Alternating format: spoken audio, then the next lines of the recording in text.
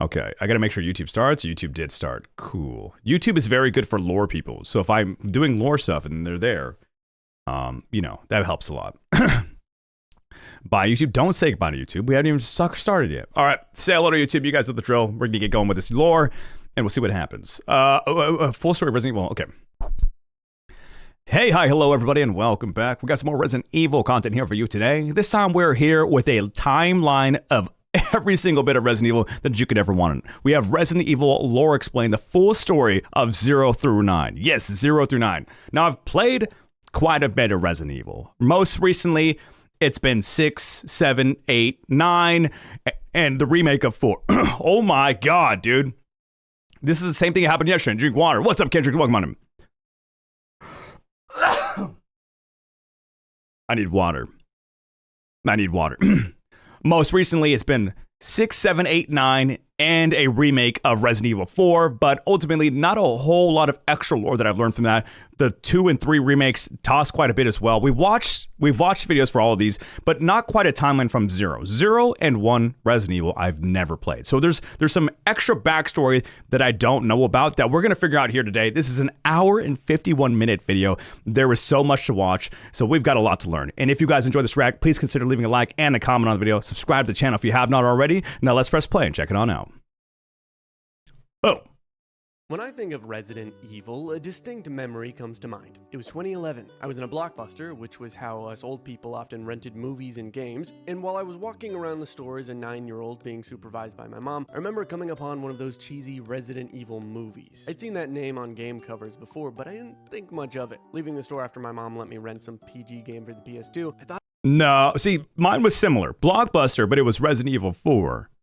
It was Resident Evil 4, and my dad let me play it, and it scared the hell out of me. The OG Resident Evil 4, when you get to the village and it's dark outside and there's like stormy, oh, no. I couldn't. I was like 10 years old. It was horrifying. It was horrifying. On the game, I couldn't even finish. I put the game away, revisited it again like a year later, became one of my favorite games of all time. But at the moment, hell no. What about Resident Evil again in the car? And for over a decade after that moment, I continued to be reminded of the franchise every now and then when I'd hear game announcements, see articles, or just find one of Capcom's many Steam sales for the games. But you know what? W-Series. I never once touched the franchise. That is, what? Until last year when Resident Evil Requiem was announced. At last, I decided, hey, Requiem's about to come out, and these games are clearly beloved by millions of fans for a reason, so it's about time I find out if all the hype about this gigantic franchise is really justified. What's up, Josiah? After combing through all of the stuff this whole game's so sick. Franchise, from games like RE0 all the way to 9 and everything in between, I can finally 1998. Okay, we just got done watching God of War lore. We found out the first God of War, not found out, it's not like I had to do research for this, I just Googled it. First God of War released in 2005. Resident Evil's got that beat by 7 years. And Ragnarok, I believe, for God of War was 2022 or 23, one of the two. These are pretty long-standing games. This is a lot of lore. That God of War video was 2 hours and 48 minutes, something like that. So I'm putting a lot of info in my brain right now. Let's press play. You the full picture and timeline of what its story is all about, placing the latest title in context with the others. And after beating 9 and getting both endings, I can confidently say it freaking slaps and is perhaps the most important game as far as lore really we've seen yet. I just know it's a great game. We'll cover it all. Where did the viruses look how cute he is. Big bads will we discover in Requiem, and yo, Foolish 90, welcome to stream. Don't kill my boy, he's too handsome. If you like the he's video, too be sure handsome. To click the like button Leon's sex machine kitty. The full story of Resident Evil Explained.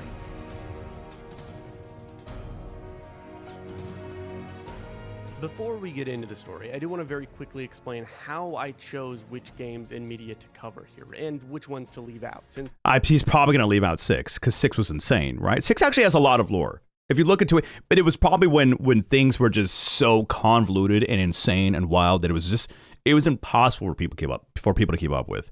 I don't think, actually I feel like leaving it out might not be the best of ideas, because it is just pretty worldwide extended lore. Like there is so much happening across different governments, countries, nukes, crazy creatures. There's a lot to it. Obviously Raccoon City is going to be touched on quite a bit, but 7 and 8 have a little bit of tie into like the actual initial research. Sorry, yapping. Just trying to think out loud about what's going to happen here. Some of So, you might be curious about that. alright, Generally, 6 feet casual for any now. games, Yeah. films, shows, and comics that Capcom released after 2005, including remakes of much older games, are considered canon. Before 2005, there was some media, including live-action movies, that are most definitely not canon, and Capcom realized in the early 2000s they wanted to have more cohesion and consistency in their universe, hence why they decided to put more time into it. This means we'll be covering all the numbered Resident Evil games, as well as most relevant side ones, including Umbrella Chronicles, Outbreak File 1. We have so much to play, by the way. And of course, the Revelations games. We'll also I need to play the covering Revelations ones a lot. CGI movies and comics along the way, since some of And I those need to are watch the good, CGI but movie. enough Dude, about the look at this screen. There was so much happening. There was so much. Oh, dude, okay. We keep pausing. I know. I've played 2 remake, 3 remake. I've played 4 and the remake. 5. No remake for 5 yet. 6 I've played. 7, 8, 9. I have done none of the side spin-off stuff. Do I need to get Wii? Oh, dude. We're about to learn so much again. Yo, Lucas with that 40 stream streak. I appreciate you. 1998 was very busy. Yeah, 1998 had a whole lot going on. That's for damn sure. And then Requiem was quite a bit away from everything else, it seems. 7. So even in between 6 and 7, they were releasing quite a bit. 2014, they had 2 games. 2015, they had the other Death Island. Oh, that's a video. There's a CGI show I need to watch. Huh. General upset because I left my phone in my mom's car. Well, don't do that. I own all 4 CGI movies. I have yet to see the CGI stuff. I just know that they're pretty well received. I know they're pretty well received. I don't think there's a single live action movie that's actually like good story wise or relevant to like the story. Most recent one I saw was Raccoon City. There's a new Resident Evil coming out, but it's not really lore based. They all good? I mean, they're fun. I think the original ones are fun. Raccoon City was ass from a butt. Raccoon City was probably one of the worst movies I've ever watched in my entire life. And it made me just so mad because they fucked up the entirety of all the characters. But the ones with, what's her name? Resident Evil movie actor. How do I forget her name? Mila Jovovich. The ones with Mila were fun, at least. The ones with Mila were fun. Yeah, Jovovich. Got to use such mean words. From the Raccoon City. The Raccoon City movie was awful. It was Raccoon City was just awful. Is that a true comment or Kirby trying to rage bait the comment section again? Probably trying to rage bait the comment section again. I think they're fun movies. The other ones are fun movies. All the live actions with Mila, but they're pretty bad. They're pretty bad. Bad does not mean it can't be fun, though. That's why we watch a lot of dumb slasher films. I've said that many times, but they are pretty bad. They're goofy. The CGI looks weird. The storytelling is a little bit off. And whether or not they stay true to actual Resident Evil lore is also just off in general. Death Island is pretty good. That's the CGI one, isn't it? The CGI ones, from what I know, are pretty good. I don't think I've ever heard anything bad about the CGI ones. But the live action are ass. Well, some of them are fun ass. Ass can be fun, chat. Ass can be fun. Unless it's Raccoon City. Raccoon City cannot be good, ever. Never picking a movie ever again is too stressful. I had to watch it because otherwise I would have, I don't know. I had to watch it. It's a Resident Evil movie. I had to watch it. Or press and play. Specifics. For those of you who know as much about Resident Evil as I did a few months ago, which is to say basically nothing at all, well, what is this franchise about? Well, it's about bioweapons, viruses, all those fun little things. Resident Evil is also about companies and their financial obligations, their thirst for funding. Oh, we haven't played which is exactly why I the DLC for 8 or 7. Game called Soul Mask, the sponsor of this video. I was like, I was wondering where this was in Resident Evil. So, the live action is fun ass, all of it? No, not Raccoon City. That one's just a terrible movie. Terrible acting, terrible writing, everything was bad about it. Great cast choice. Actually, great cast choice. They just did it wrong. Fuck, what was I going to say right now? Oh, we are still missing, can you turn up the video a tiny bit? Yeah, I got you. We are missing 2 DLCs. It is, I think, Shadow of Rose? I can't remember what the DLC is, but it's DLC for 8. And the DLCs for 7 as well. I don't know how much actual lore they add into all that, but we do need to play those eventually. So we'll get to that. Financial obligations. They're highly printed early into its up until now had been based DLC. Cool about this new bosses with Shadow of Rose's Peak. I've heard it's really good. This game looks insane. What the hell? Along the way to make yourself into an also has a flying home. The new DLC also has lore and what the fuck? What is happening? Mask powers. Soul Mask's new or pin on April 10th. And again, a big thanks to Soul Mask for sponsoring this video. Now let's get back to Resident Evil. Part 1. Our Biohazard. story I did it better. begins in 1909 in a remote village in Eastern Europe. A woman named Miranda had a daughter, whom she named Ava. 10 years later, in 1919, the Spanish flu swept over the region and snuffed out the life of the then 10-year-old Ava. After her daughter was buried, Miranda couldn't live with herself anymore and went to a mysterious cave to die so she could be with her child again. But instead of dying, Miranda found something there that would change the history of humanity. She found a big old fungus, heart-looking mold. The called Megamycete. Oh, yeah. When she touched it, Miranda saw the memories of a bunch of people who had died, been buried, and then got absorbed into this entity through the ground, including her very daughter. By touching the mushroom, Miranda became infected by it, but instead of merging with the mold, she remained intact. Seeing the visions of countless deceased people, she was all like, wait a second, I can bring my daughter back to life. And I will say, not only is the shot beautiful, but Resident Evil probably had the best character design out of any of them. I think it's kind of hated on in some of the community. We ignore the hate anyways. We just play games because they're fun, whatever. But I was surprised to see that it was kind of hated on because people were saying it's remastered Resident Evil 4. Resident Evil 4 was fucking awesome. Put Ethan in his own version of Resident Evil 4. Also awesome. Very cool character designs. I loved it. Mother Miranda looked amazing. We love that shit. The mushroom or mold as the Black God. I love the Evil Sisters. Yeah, all of it was so good. I loved it. Proclaimed prophet of the Black God. Dimitrescu. Spreading the religion and infection to her fellow villagers, she actually managed to cure their ailments, healing the sick with the mold's properties. Her goal in establishing power was not simply for the benefit of the villagers, though. She was going to bring back her daughter no matter the cost. They were so hot. She began doing science experiments using the mold, eventually leading to her inventing something she called the Cadeau. Basically, this was a parasite infected with... That's why they have the sisters there, by the way, just in case you were wondering. Because they make you look at this guy for however long. They're like, you know, we need a little bit of balance to this. So we'll ease you into this with the goth mommy vampire sisters, and then we'll show you this thing. The mold that had very unstable properties. With the Cadeau, she sought to create a host person suitable for Ava's personality and memories to be transferred into.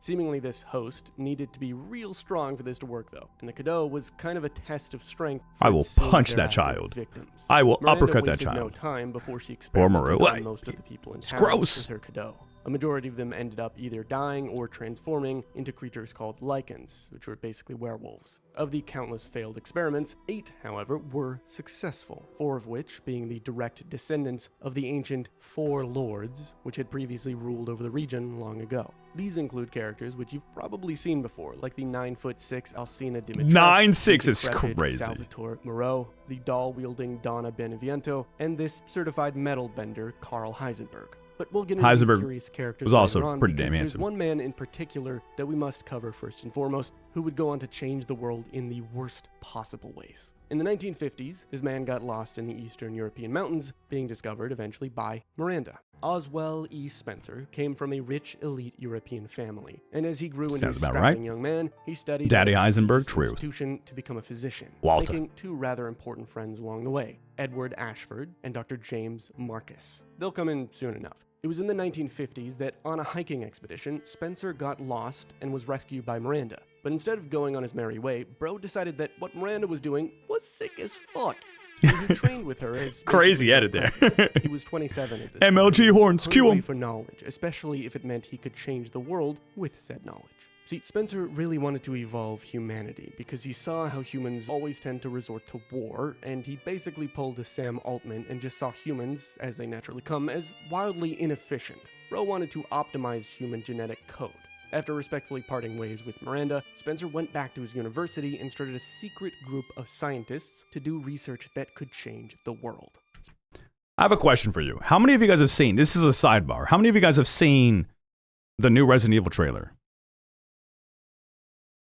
Because I'm going to complain again. Well, I'm not going to complain. I'm going to ask you guys questions. Nope. Me? The movie. Yeah, the new Resident Evil trailer for the movie. You guys want to watch this real quick? There's a new one. You guys want to watch this real quick with me? Resident Evil trailer 2026. Let's see how bad it is. I'm going to preface this. I think it looks awesome. This will probably be the first good Resident Evil movie. I think it looks awesome. We're going to press this real quick. We're going to watch.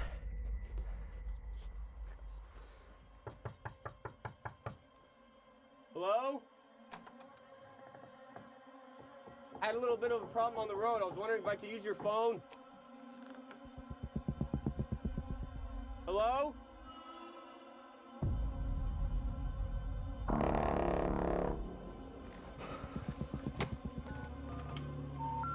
We're sorry. Weapons was fun. Also bad, but fun. So many plot holes, but so fun. Barbarian. I haven't seen Barbarian. Hey, babe. Look, I'm really sorry that we got disconnected earlier, but, some things have, happened. Weapons is pretty creepy, too. I love the vibe of I'm Weapons. in, like, a seriously fucked up situation right now.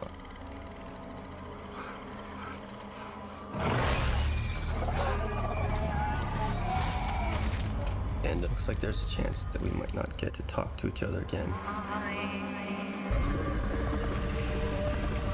That boy big. This September.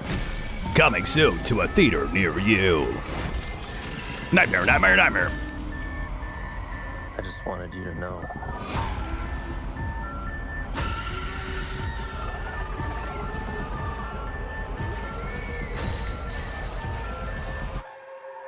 I love you.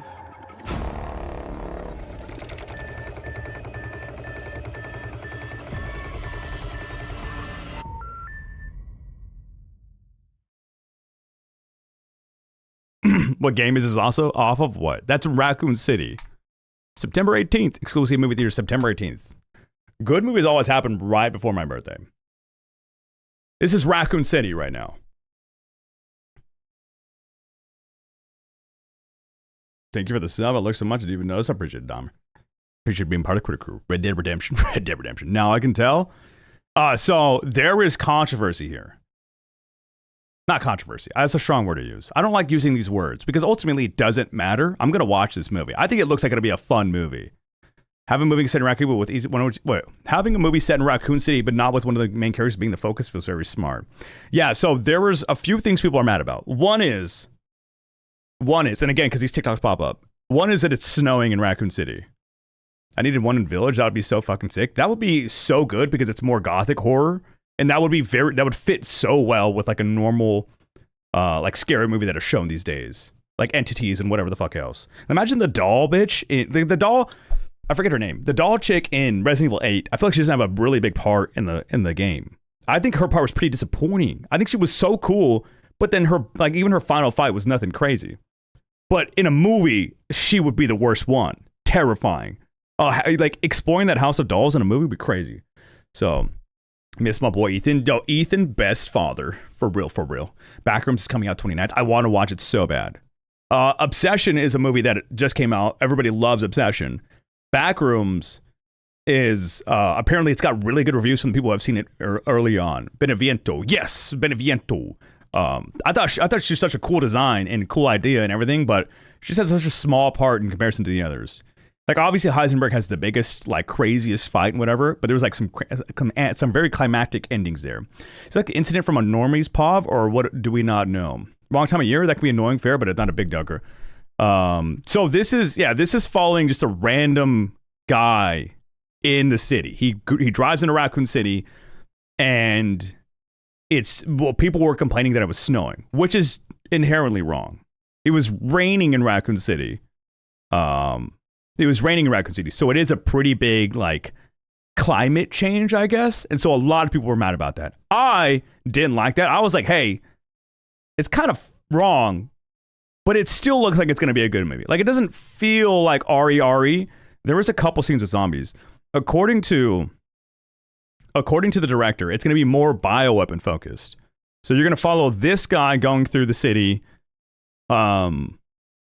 and he's got to deal with, like, some of the bigger bioweapons and whatnot. Snow is just cold rain. This is true. They were just saying the setting was very different. If anything, the snow makes it more dangerous. Yeah, so this is what I was saying. People were saying that changing the setting in Raccoon City just means it's, like, all wrong. But it would just be like a multiverse different deal. It's not a zombie movie. There are, I think what the director said was there's like maybe 3 or 4 shots of actual zombies, and the rest is all bioweapons. But so this being maybe the outskirts of Raccoon City, I think.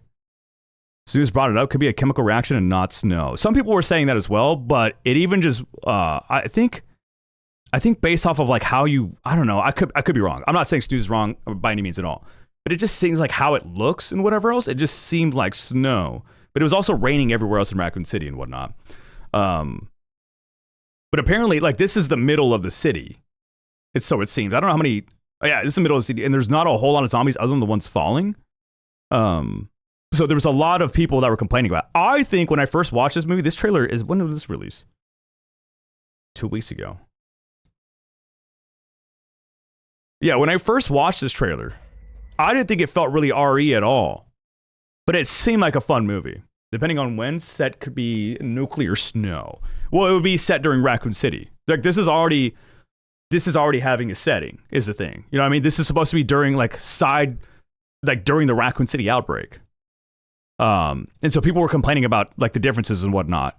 And I was saying it actually doesn't feel RE. It feels like a fun movie, but it doesn't feel RE. Obviously, you have to watch it to really find out, because neither did Biohazard. Biohazard also didn't feel RE. I missed the first part because of Wi-Fi glitch. Is the city destroyed? The city's not destroyed. No. City's not destroyed. City is not destroyed. He's here. It's snowing on the ground. You can see it's snowing in the air and everything like that as well. He goes through. There's a few shots of zombies. Hold on. Fucked up situation right now. Where is it at? There's a few shots of zombies, but people were mad at how dead it feels.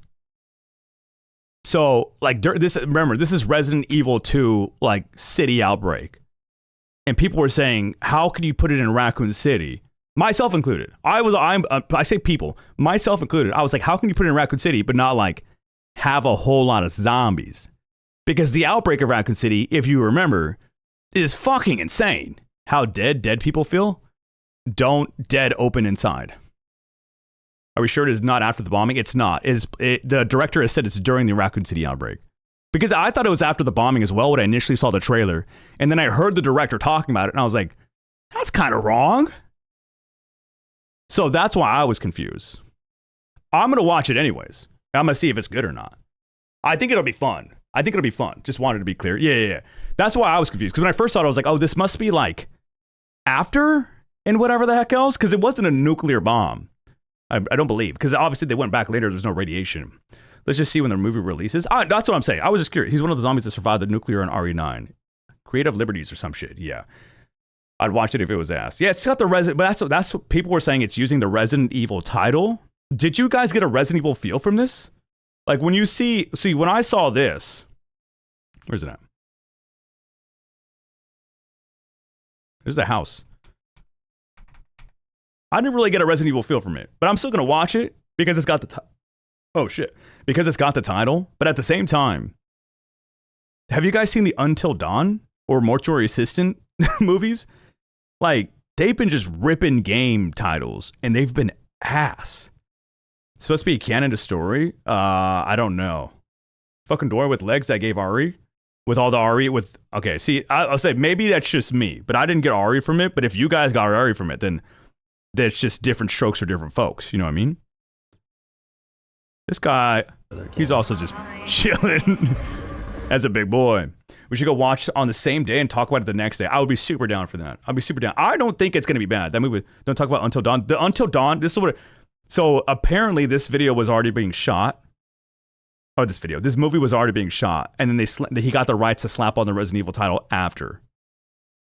So that kind of... That's my main thing, is like, it kind of feels like it was set up for some bad shit. Yo, Becca, welcome to the stream.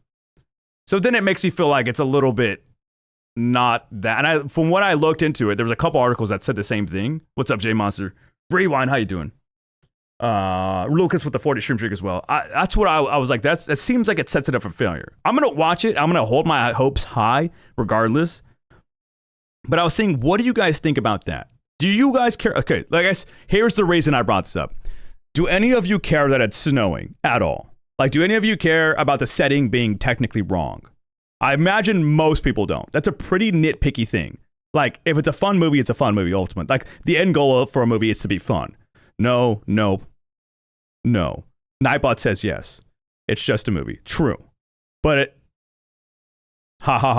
that's not a no or a yes. Nah. Is it snowing or Fallout? It's according to the director, it's snow. It's a bit annoying, but not anywhere near a deal breaker. I was kind of like, my main thing. Okay, I guess the second question. Do you think if they what do you think, like how high are your hopes still for it, knowing that it got the Resident Evil title after it was filmed? Because that kind of scares me. Does that scare you guys at all, or is that normally a way that it's done in this? If they got away with the disaster that was the Aragon movie, they can get away with snow and RC. Was the Aragon movie that bad? I don't give a fuck. That does give me pause. It makes me hesitate a little bit. I'm still going to watch it. I think it still looks great. Same deal. Again, let me preface all this. There's a few things that make me not so hyped up as I normally would be. One is how dead the city is. But other than that, I'm still like, hey, it's still going to be, I'm still going to watch it. The Aragon movie was awful. Really? I don't know much about Aragon, but I've always heard it in like as a pretty big, like as a series itself, maybe not the movie, I guess, but it's pretty big. Whatchamacallit? Praise for it. Should have been should have been NA and non-ed before filming, of course. Everything I was out of order and wrong. I love the books. The books are pretty good. So I've heard praise for the books, but I didn't know I figured the movie was just good. Yeah, just assume that it's good. But probably not, it would appear. It's probably the Backrooms movie is getting a lot of hype because it's keeping the plot and just how whole separate thing, like Until Dawn. Until Dawn was probably also, actually, I'm not gonna lie, Until Dawn was a fun movie too. Bad movie, yes, but it was fun. But it had nothing to do with Until Dawn. Literally not a single thing to do with the game Until Dawn. They completely ripped the title and made their own entire creative liberty movie. It was not even close. Not even close. Not even a smidgen close. I couldn't even tell you what would have been similar, other than some friends traveling and doing whatever. It was so far away. I still want to watch it because it looks cool. I think so too. That's what I'm saying. I think it looks great. I think it looks cool. But my problem with it, I had a few problems. One is like, the main thing is the Resident Evil title was gotten after. Two is the other little details that make me not so excited because knowing that, which is, I guess technically three things. One is there's not a whole lot of zombies being shown in Raccoon City, which is crazy because the Raccoon City outbreak is like massive zombie outbreak. That's the entire point of it. It's just zombies fucking everywhere. Two is like the setting feels off. But of course we won't really fully know until we watch the movie. So like those two things are like dismissible. I'm not gonna be like, I'm not watching it because of snow. Some people are actually like that. Some people are genuinely like, I'm not watching it. It's fucking snowing in Raccoon City. I'm not doing that. And I'm thinking that's kind of crazy. I still think it's wrong, but that's okay. The little creative liberty here and there, no big deal. And then the third reason would be just that we've had pretty bad adaptations for whatchamacallit. So the director said he made the movie in response to how he felt in the game while playing the games. He said he's going to involve like resource collecting, like resource management, having to get like keys and fuses and stuff, and just little things like that. The bioweapons are going to be the main focus. Not a whole lot of zombies, but so I was like, okay, like obviously I'm going to see it and not just judge it entirely off the trailer, because Resident Evil 7 also didn't have a lot of Resident Evil feel to it in the trailer, but it ended up being one of the like most loved Resident Evil games of all time. Only difference is Resident Evil 7 took place somewhere else. Raccoon City was already like an established event. That's the main difference. This is the same people that Mad Linkin Park has a female lead now. Yeah, that's probably the best way to describe that at all, like entirely. For all I know, they have a bioweapon making it snow. True. For all I know, it's a bioweapon that controls the weather. What about yellow snow? Skrillex, don't eat the yellow snow, please. The Hellraiser series after Bloodline took horror scripts and adapted them to add the Hellraiser name. They were ass. Yeah, it's just my thing with it is how many times do these directors take the names of different whatever they can latch onto for rights that they can pay for, and then just slap it on a freaking movie, slap it on whatever, and they're like, hey, look at this Resident Evil. It's nothing to Resident Evil. So I just go watch movies with no expectations or research, so I don't have any expectations. I have to go into a movie with my expectations set. If I know what's going to be ass, I'm okay with like changing my perspective on what this movie is going to be, and I can kind of enjoy it for what it is. Only movie recently that was harder to do that for was actually Raccoon City, because I legitimately thought it was gonna be a better adaptation, and I've been waiting for a good adaptation for so long. I gotta stop talking about the movie. But other than that, like that's why I like watching like dumb slasher films or like whatever kind of movies that are just really corny And whatever, because then you can kind of subvert your expectations into what you know, like what lane you're going down. It could also have been a licensing issue for adding the RE name late. True. There could just be paperwork stuff. Again, none of these are going to keep me from watching it. I would rather let my judgment be based off the movie, but I wanted to see what you guys thought as well. I was curious where you guys stood with that. And then you guys get to see a cool trailer too. I thought the trailer was really well done.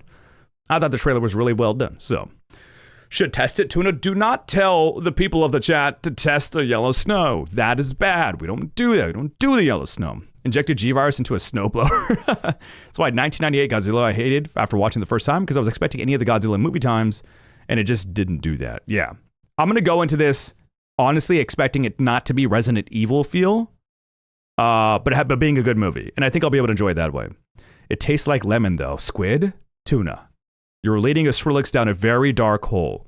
He's never going to escape. He's going to be addicted to the yellow snow. Okay, we are back to our lore. Sorry, chat. Had a sidebar there. Had a quick little side quest. Is that Moist Critical? What? Oh, it's a different video from Moist. Okay, we're pressing play, chat. Locking in. Need to sleep. Good night, Raging. I appreciate you. Have a wonderful night.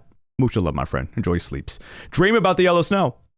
Spencer wanted to make bioweapons and viruses and stuff, but his main obsession was eugenics. Either way, he was exploring all of his options to evolve stuff, but his main obsession change the world. Spencer, I forgot to ask you. Sorry. What do you guys think the Resident Evil series is about? Like, when you think of Resident Evil, what do you think of with the series? Real quick before we get back into this, what do you guys think of? Zombies? Or like, what? When you think of Resident Evil, what is like the first thing that comes to mind? What if it's Lily Koasno? Zombies and big gross looking mutants. So zombies and bioweapons. Leon. Like Hiroshima, but went way more. What? You think of Raccoon City getting blown up and like zombies. Bioweaponry, bioweapons, Wesker. Ethics. Yeah, like science ethics. My thing is always two things, which are kind of go hand in hand, is the bioweapons and the ethics of the morals and ethics of these science companies. I changed my answer to Leon. Jamie, we're gonna have to talk about that later. Yeah, my thing's always going to like the companies that create these bioweapons and whatnot. I want to see what you guys think as well.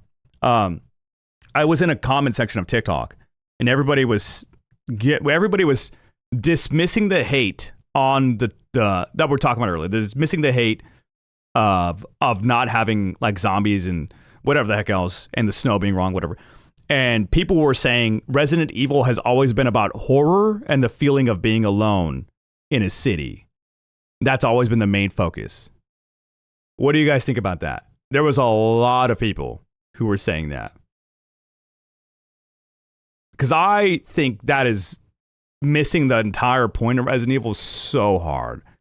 I think it's always been about like the moral dilemma and the ethics and all our evil practices. Well, I say evil because me, but the practices of like testing on people and all the viruses and shit like that. I think that's always been the focus. But some people were like saying it's 2 games taking place in a city out of how many?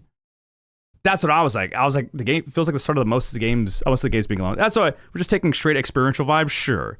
Yeah, that's like if you spawn into the game and you're like, where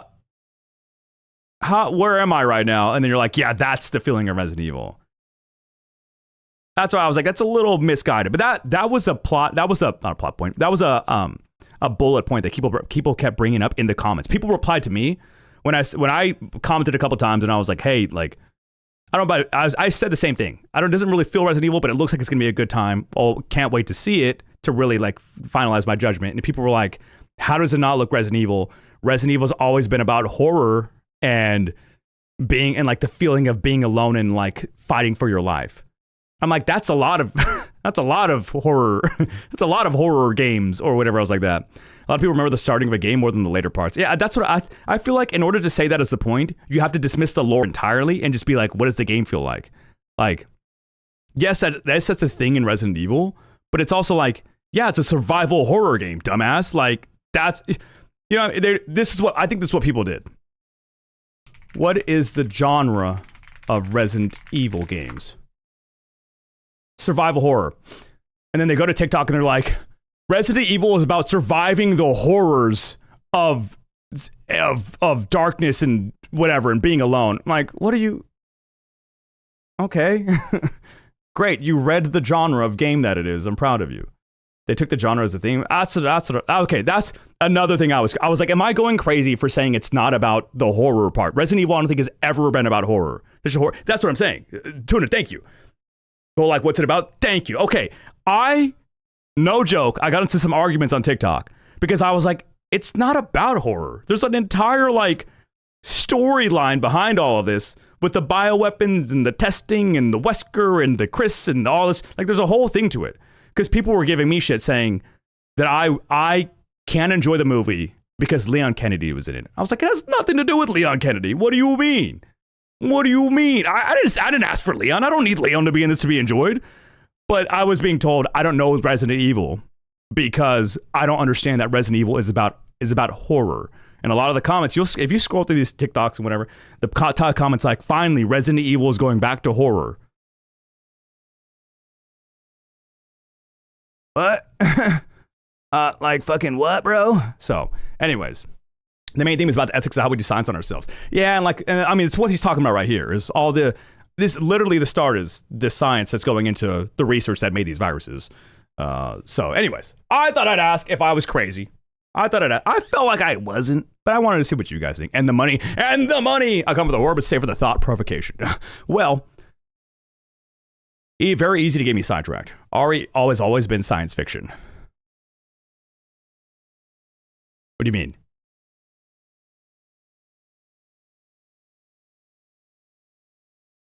Those are like preteen sippers thinking their opinions the only on. Probably. I don't know. Or just people who don't really know RE. I think if you pay attention to RE's story a little bit, then you would kind of know. Yeah, RE's always been science fiction. All zombie movies are science fiction.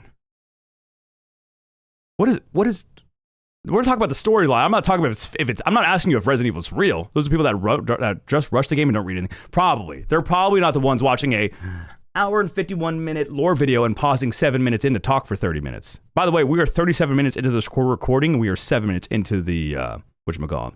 Resident Evil is not real. Yeah, we weren't arguing if it was real or not. Like, it's always been fake. Yeah. It's also TikTok. I don't use it for a reason. Yeah, TikTok's kind of a cesspool. All right, we're pressing play. I appreciate you. Spencer wanted to make bioweapons and viruses and stuff, but his main obsession was eugenics. Either way, he was exploring all of his options to evolve humanity. Oh, hi, Mouse, by the way. Welcome. Fast forward to 1966. Spencer and his circles start investigating this West African tribe called the Nidapaya. I got you, Secret. Thank you. Flower called the Stairway of the Sun. The Beautiful. flower, which was highly poisonous, killed most people, but to those who didn't outright die, it allegedly gave them godlike strength. Ew. Spencer's buddy James Marcus was like, yo, we should go check that out. So Spencer sent Marcus and another researcher, Brandon Bailey, to go and research it. They studied the flower under hostile circumstances as the Nidapaya were constantly attacking them, but eventually they made progress. Marcus and Bailey returned to Spencer in the United States with the data, but found that extracting the virus from it had only worked in the local environment where the flower grew. This is also Resident Evil 5. By the way, just in case you guys are wondering, we need to play Resident Evil 5. We might actually there's no remake, but I think I'd want to actually play the OG and I believe it's on Steam. And if not, we'll figure it out. But might actually play the OG and then wait for a remake later on. I don't know if they'll ever remake this one, but I hope it's coming up soon. They just said 4. So it'd be really cool to have 5 after a little break between Requiem and whatever else. R5 with Johnson, for real? True. It wasn't working anywhere else. Spencer was getting pretty fed up with this shit by 1967, but Marcus was still obsessed with the flowers. Him and Bailey further colonized that little flower growing spot, even killing the Nidapaya if they had to, and they successfully managed to extract the virus at last. I get to play Sheva, because I'm a queen. Thank you. Dubbing Girly Pop. an incomplete virus, the progenitor virus. So Spencer at this point is like, oh, okay, now I'm interested. And from then on, he started to do some really fucked up shit. Progenitor was huge. Yeah, he did. Spencer. By now, the man was 44 years old, filthy fucking rich, and desired glorious evolution in any way possible. Shout out, With his Victor. wealth, he had created many different business ventures, including the Spencer Foundation, which he recruited Marcus to come work under in the States. Spencer had a very talented architect named George Trevor build him a huge mansion estate in the fictional Arklay Mountains in the Midwest United States, this thing being riddled with traps and evil shit. Spencer was just fucking weird. And he also used the same architect to build a gigantic laboratory underneath his estate. But then Spencer had a paranoid realization. He thought to himself, wait a second, now the architect who designed my super evil facility knows everything about my super evil facility because he literally designed the entire thing. I think I need to kill him. You gotta kill him. You gotta kill him. You wanna know Or what's better yet, experiment on him, transform him. Secretary, don't time me out. I'm the beat leader. The fuck was I trying to say? Spencer did instead something so much worse. He invited George and his wife and daughter to stay in the estate with him for a week. Except Spencer had no vacation planned for the family. He was going to kidnap the architect and his family and use them as human test subjects for the progenitor virus. That's the only likely Why would the solution. guy who made this estate and the traps within it let his wife and kid vacation there? What the fuck was he thinking? Either way, George was running late, but he told his wife and daughter to go on ahead of him while he finished up some work. I loved After RE5. Jessica It was a and great Lisa game. arrived at Spencer's estate, Ro took them and drugged them. Spencer wanted to gain data on the virus, and the wife and daughter seemed like perfect test subjects for 2 different strains of the progenitor. The wife, Jessica, died from being injected with the type A progenitor virus strain, and the daughter, Lisa, was injected with the type B, but she survived. Over time, she gradually mutated worse and worse, but was still alive, gaining near immortality. She was mentally... It was fucked. Yeah. I don't know if you guys have seen this. So Resident Evil 1 is probably one of the first Let's Plays I ever watched on YouTube, like, forever ago. I'm talking forever ago. Like when we used to watch Rad Brad. Does Rad Brad still post YouTube videos? I'm about to have a mind-blowing realization right now. Rad Brad. 13.9 million... Most recent video 2 months ago, Requiem? 9 hours. Oh, he still posts daily. Holy shit. Yo, this was my goat growing up. Okay, we're not going to sidebar too much there, but I remember seeing this thing for the first time, dude. This thing actually gave me nightmares. I say this thing, his daughter. This is a fucked creation. The faces and what, it's pretty gnarly, dude. Dilapidated, and the sick fuck that Spencer was just kept her imprisoned in their facility. The dad, George, arriving late several days later, met with Spencer and was told by him that his family left to go visit their aunt. George believed Spencer, but he was a little skeptical, continuing to stay at Spencer's for a few days before he too was drugged. He tried to escape, but because of his drugged state, he ended up stumbling into one of his own traps and got stuck in a pit, dying of malnutrition and thirst many days later. So by now, you should really hate Spencer.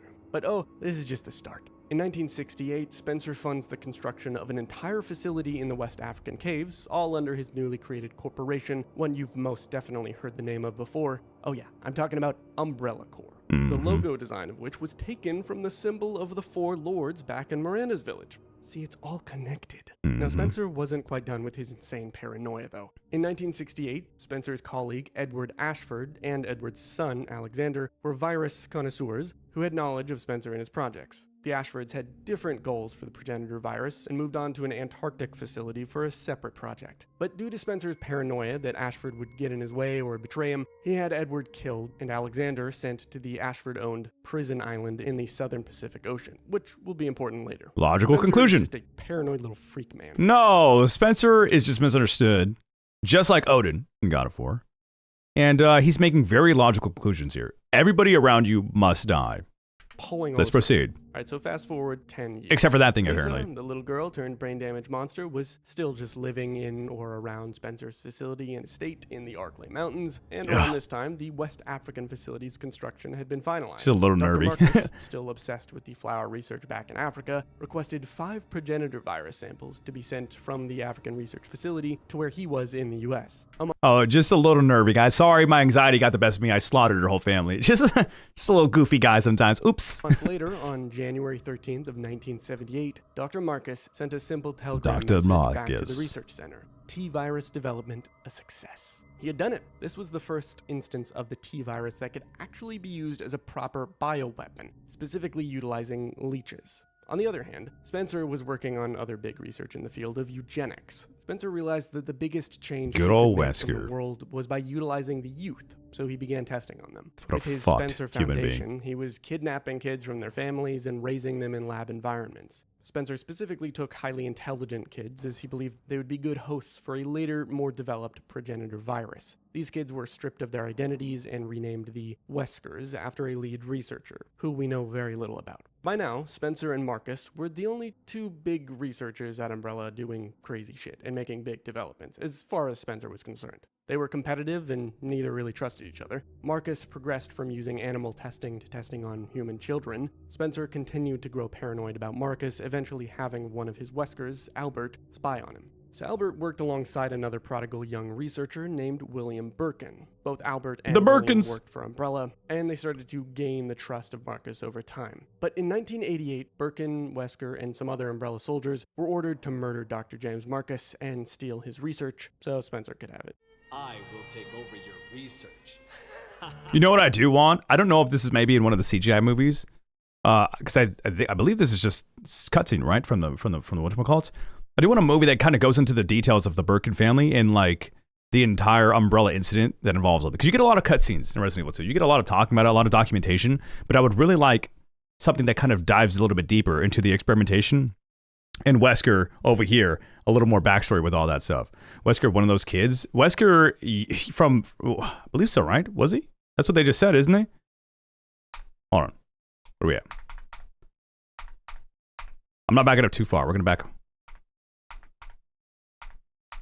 As the biggest change he could make in the world was by utilizing the youth, so he began testing on them. With his Spencer Foundation, he was kidnapping kids from their families and raising them in lab environments. Spencer specifically took highly intelligent kids as he believed they would be good hosts for a later, more developed progenitor virus. These kids were stripped of their identities and— Okay, I don't even know where it's at. He's just saying yes as we has the last day. That's what I thought he was saying, but I just wanted to double check. Okay. steal his research, so Spencer could have it. I will take over your research. I will take over your research, and I'm gonna fuck your wife too. Even though he had Marcus killed, and him and his leeches just dumped into a river, Bro was going to haunt Umbrella from the watery grave. Marcus's queen leech he had developed before his death entered his corpse and basically merged with him, eating his brain and gaining his memories. Thinking it was Marcus himself reborn, the queen leech transformed itself into this twink, a version of what Marcus looked like when he was younger. From there, the disguised queen leech patiently schemed to get revenge for its deceased host and royally fucked over Spencer and Umbrella as a whole, leading to the culmination of its plan 10 years later in 1998. And this is where shit gets real. Resident Evil. Before we can really talk about the what incident, a cool you need to understand rather important metropolis called Raccoon City. From around the 1960s to 1998, Raccoon City had huge amounts of funding and support from Umbrella Corps, which contributed to its growth, making the city a center stage for its research. Thus, its population grew to over 100,000. Because Umbrella employed about 30% of the city's workers, the mega corporation had huge ties to it. As Raccoon City was close in proximity to the Arklay Mountains, Umbrella established a tram network to connect Spencer's estate to the city, among other hotspots in the area. The Queen Leech, who had been in hiding for 10 years, knew about Raccoon City quite well because of this, and because of the fact that it had Marcus's memories. With that context in mind, the plans were set in motion in early 1998. The Queen Leech, which from here on we'll just refer to as Twink Marcus, caused a T-virus outbreak in the Arklay laboratories and Spencer Mansion, causing multiple human and dog zombies to escape the facility and infect people, including hikers and other randos. The Raccoon City Police Department tried and failed to figure out what the fuck was going on with these attacks, so eventually they called in their Special Tactics and Rescue Service team, the STARS. Fast forward to July 23rd, 1998. Twink Marcus was about to use the Arklay tram network to cause irreversible damage by spreading the T-virus further than he had by that point. That same night, STARS' Bravo team were investigating the area to figure out the murders. They flew over the woods by helicopter when an unknown engine fail occurred, leading to an emergency landing and the discovery of murdered soldiers. On the remains of the deceased, the squad found information about a prisoner, ex-Lieutenant Billy Cohen. The man was sentenced for execution, but was clearly on the loose in the forests of the Arklay Mountains. Rebecca Chambers, a medic and security officer on the Bravo team, discovered a stationary train on some railroad tracks. She entered in search of Billy, but discovered the train was filled with undead passengers, and she was locked inside. While investigating the train himself, Billy Cohen went on to find Rebecca. Did I mention the train started, by the way? It was just barreling down the tracks by now. While Rebecca was skeptical of Billy's trustworthiness at first, the two of them eventually teamed up, desperately stopping the train as it crashed into a tunnel underneath the Umbrella Executive Training School, which is where Marcus had been doing his T-virus research all those years before. As Rebecca and Billy made it out of the tunnel... How plausible is it that the kidnapped lab kids had kids and that's Grace? I believe it's too early on for Grace to be born yet.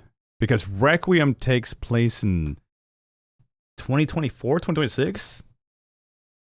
So Grace wouldn't have been born for quite some time after this. At least like another 20 years as far as I'm aware. I could be wrong, but I'm pretty confident in that one. Into the complex, Albert Wesker and William Birkin. It is the same watched them idea, through though. Facility cameras observing the duo. Their spying was interrupted, though, as Twink Marcus showed up on one of their screens with something to say. Basically, he was like, yeah, so I was the one who spread the T-virus in Spencer's mansion.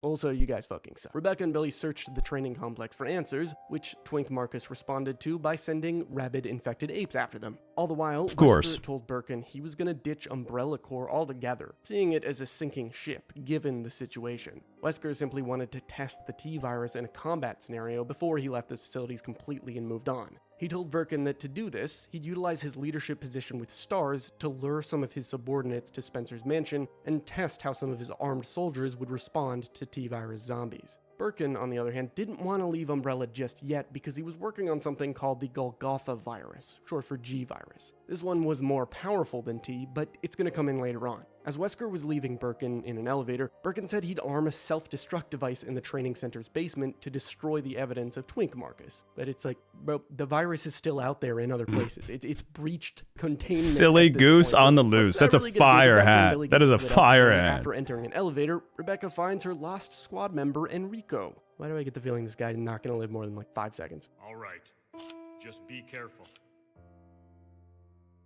I never saw him again. Okay, yeah, cool. After she searched through an Umbrella-operated sewer system, Sick dialogue, found dude. Billy, who'd previously gotten swept downstream. And from there, they found Twink Marcus's gooning room, where he trauma dumps to them about Marcus's assassination. Rebecca and Billy decided to let him yap for a bit, but eventually they had to put him down. How many other lore videos do you think use the phrase Twink Marcus's gooning room to explain the history of Resident Evil? I want that hat. It was a pretty sick hat. What to say to that? I think there was, we talked about the movies and whatever else, not to keep going about it, but I think one thing that some people kind of talked about a little bit here and there is Wesker's intention with all of this. Wesker's been evil from the start. I had some people kind of talk to me on TikTok about Wesker just kind of being not like the young stars Wesker not exactly being as evil as he is. Wesker's been a piece of shit from the get-go. So I hope people kind of understand that, because from start to finish, he's been trying to do the most to become like a god, an egotistical god.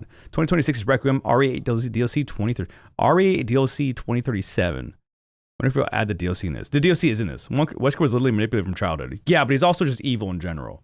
Like, being manipulated doesn't make you not evil. Like, he might think what he's doing right, but Wesker at some point understands what he's doing is fucked, but he wants to be a god. Whether he was manipulated into a god or not, he's just straight up evil. So I too want that hat. A former child lad grew up to be an asshole. Who would have thunk? I know, but like I said, I've had some people when I've talked about lore and shit say that Wesker was just misunderstood. Like, you know how I jokingly said that about Odin? Well, what was he became who he was? Yeah. He there was no going back for Wesker. Wesker from start. I mean start, not like when he was in Stars, but start to finish, like wee little lad, he was fucked. So, but some people said because he was in Stars, Wesker just needs some love for real. I've seen some people say, and again, I say some people, but it's just comments in some of my lore videos, comments on TikTok about when we talk about Resident Evil stuff, comments on Instagram, like just across the board of social media that we get. Some people said Wesker just because he was in Stars was not always bad. And I was like, that's not how that works. When the smarts were taken, of course he knew what he was doing. Absolutely. Absolutely. I think that makes him even more evil. All right, I'm backing up real quick. And from there, they found Twink Marcus's gooning room, where he trauma dumps to them about Marcus's assassination. Rebecca and Billy decided to let him yap for a bit, but eventually they had to put him down. And this guy just fucking refused. Using the power of sunlight and a fucking magnum, they deliver the final blow to the Queen Leech and escape the facility as it self-destructs. Boom. Unscathed, like but most likely mega exhausted, Billy and the Rebecca theme took of a escaping moment these atop a cliff's facilities. edge to just have a breather. Rebecca told Billy that she'd help him fake his death as a way to protect him from being pursued. And from there, the two of them split up. Rebecca headed to Spencer's mansion, and this leads us to the game that started it all, Resident Evil 1. Before we get to that though, let's just take a time out. This video is first and foremost intended to be digestible, so let's slow down, take a sip of water. No, don't tell me what to do. Recap everything that just happened so we can actually absorb this insane convoluted story. Okay, cool. It all Recap. started with Miranda and the Megamycete. Spencer met her and they did evil gooning experiments together before eventually parting ways because We need a each had gooning different counter goals. in this Spencer video. and his boys discovered the funny African flower and committed unfathomable colonization against the tribal natives who originally found it. Spencer makes Umbrella Corps, builds so much infrastructure, privately subsidizes a huge amount of Raccoon City's funding, and therefore its continued growth. Then, as he got old, Bro got paranoid and killed off most of his day ones, as well as the architect that built his fancy-ass mansion. Then he infected the architect's daughter, proceeding to experiment and torment her for fucking decades. For forever? Still, Yeah, dude, Spencer decades was is a dreamer. crazy. From there, Spencer's only real Oh my God. competition left alive, Dr. A Marcus, little unhinged was here, huh? probably Yo, what's up, Wendy? not alive. But as we know, Marcus's corpse combined with his Queen Leech to rebirth Twink Marcus, who plotted his revenge and caused the T-Virus to escape laboratories, even infecting Spencer's mansion. Stars were investigating murders in Arklay Mountains, which led to Rebecca and Billy doing their things in Marcus's training facility, all leading up to it getting exploded. Okay, and with that, we're all caught up. Shall we continue? So remember how Rebecca was on the STARS Bravo team? Well, it being the B team implies that there was an Alpha or A team. And as it turns out, there was. After B team went silent at the start of the events of Resident Evil 0, the next day, on July 24th, A team eventually did a helicopter search for them and they found B team's downed helicopter. Led by our very evil but pretending to be good friend, Albert Wesker. He's misunderstood. Followed a trail into Misunderstood. nearby He just woods wants to where they help were people. ambushed by a pack Worship of him. zombie dogs. Surviving 18 members ran for their lives What's up, and AJ? made it to what they assumed was a random mansion. But this was no accident. This mansion was the Spencer estate that Wesker knew was infected by zombies. He would use it as a testing ground to see how his squad would react. And speaking of that squad, allow me to introduce some of the key members, the few survivors of the mission. Chris Redfield is this My hunky goat. mate you've probably seen punch a Punch a fucking boulder. with his bare fist in 05. Jill That is Valentine so a woman, funny. which meant the Resident Evil developers flipped a coin to decide whether or not they'd use her character for infinite tentacle porn scenes in every mainline appearance of her until the end of time. Oh, yeah, and I guess she's also like a member of STARS. Then we got Barry Burton, who's just kind of there. He's like a friend of Chris's, and also part of STARS, of course. He's actually going to be very important in the story much later on. And last but not least, we got Wesker. I don't think I actually which, know the again, name Barry. If it isn't obvious by I now, know is this acting as scenario a here. double agent. He's both the captain of Alpha Squad and he's working for Umbrella. He also becomes the franchise's big bad villain for many games to come. With those Wesker's one of my favorite introductions villains out of the way, ever. we continue So into fucking the sick. Spencer estate. Jill, Chris, I and will Wesker. say, I do like a villain who just straight up wants to be evil. Like, they don't give a shit. We got a lot of villains who just kind of, like, they've got some sad backstory and they've got good moral reasoning and, like, maybe it's an ends justify the means thing. No, Wesker just wants to be the god. He just wants to be worshipped. Like, I'm down with the villain who's just there to cause some chaos. Also, I like Sukuna so much. Give me a little Sukuna action from JJK. Oh, beautiful.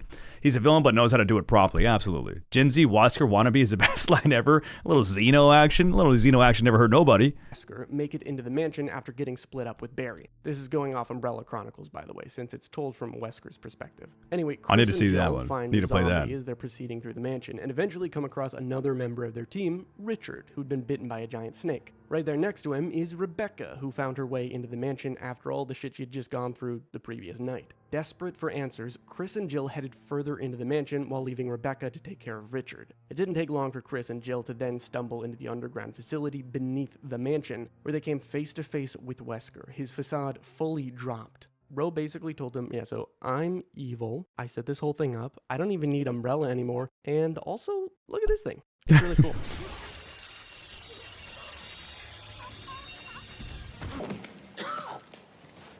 Chris, Jill, and Rebecca escaped the facility via helicopter right after a boss fight with the Tyrant. But before the facility self-destructed, Wesker woke up, literally reborn after dying from the whole impaling thing. But why the fuck did he come back to life? Well, as it turns out, Birkin had previously injected Wesker with a T-virus strain that would mutate and activate when he was close to death. As he was then activated with superhuman powers, Wesker escaped the facility right before it exploded in a fiery blast. But I bet he is where lives the that big too. events of Resident Evil truly begin. I bet that he's caught in that explosion. At this point he's so strong. I would bet he lives that.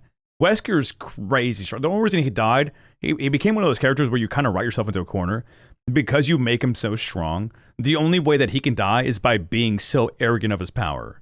So I mean, I'm hoping RE5 kind of changes things up a little bit so that his death it just kind of makes more sense, because dude was OP as fuck. Sad my lunch is over and is back to a semi-lurk. Tuna, thank you for hanging out with us during your lunch. I hope your semi-lurk is enjoyable. Appreciate you, Tuna. Have fun at work. What happened next would show how the vulnerable city nearby faced an unprecedented outbreak, leading to a point of no return. The fall of Raccoon City. He didn't have a voice for that one, so a couple I important had to do things it. happened with our established characters and with Umbrella and other corporations. We're still in 1998, by the way. In August, Chris Redfield traveled to Europe to investigate Umbrella. Jill Valentine continued to live in Raccoon City, and Rebecca Chambers, having had enough of Umbrella and all this STARS shit, just moved away.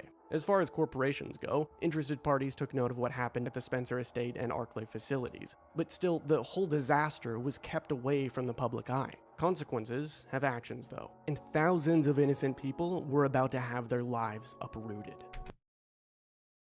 Critter, why did I just get banned from Twitch chat? I did nothing wrong. I just felt like it.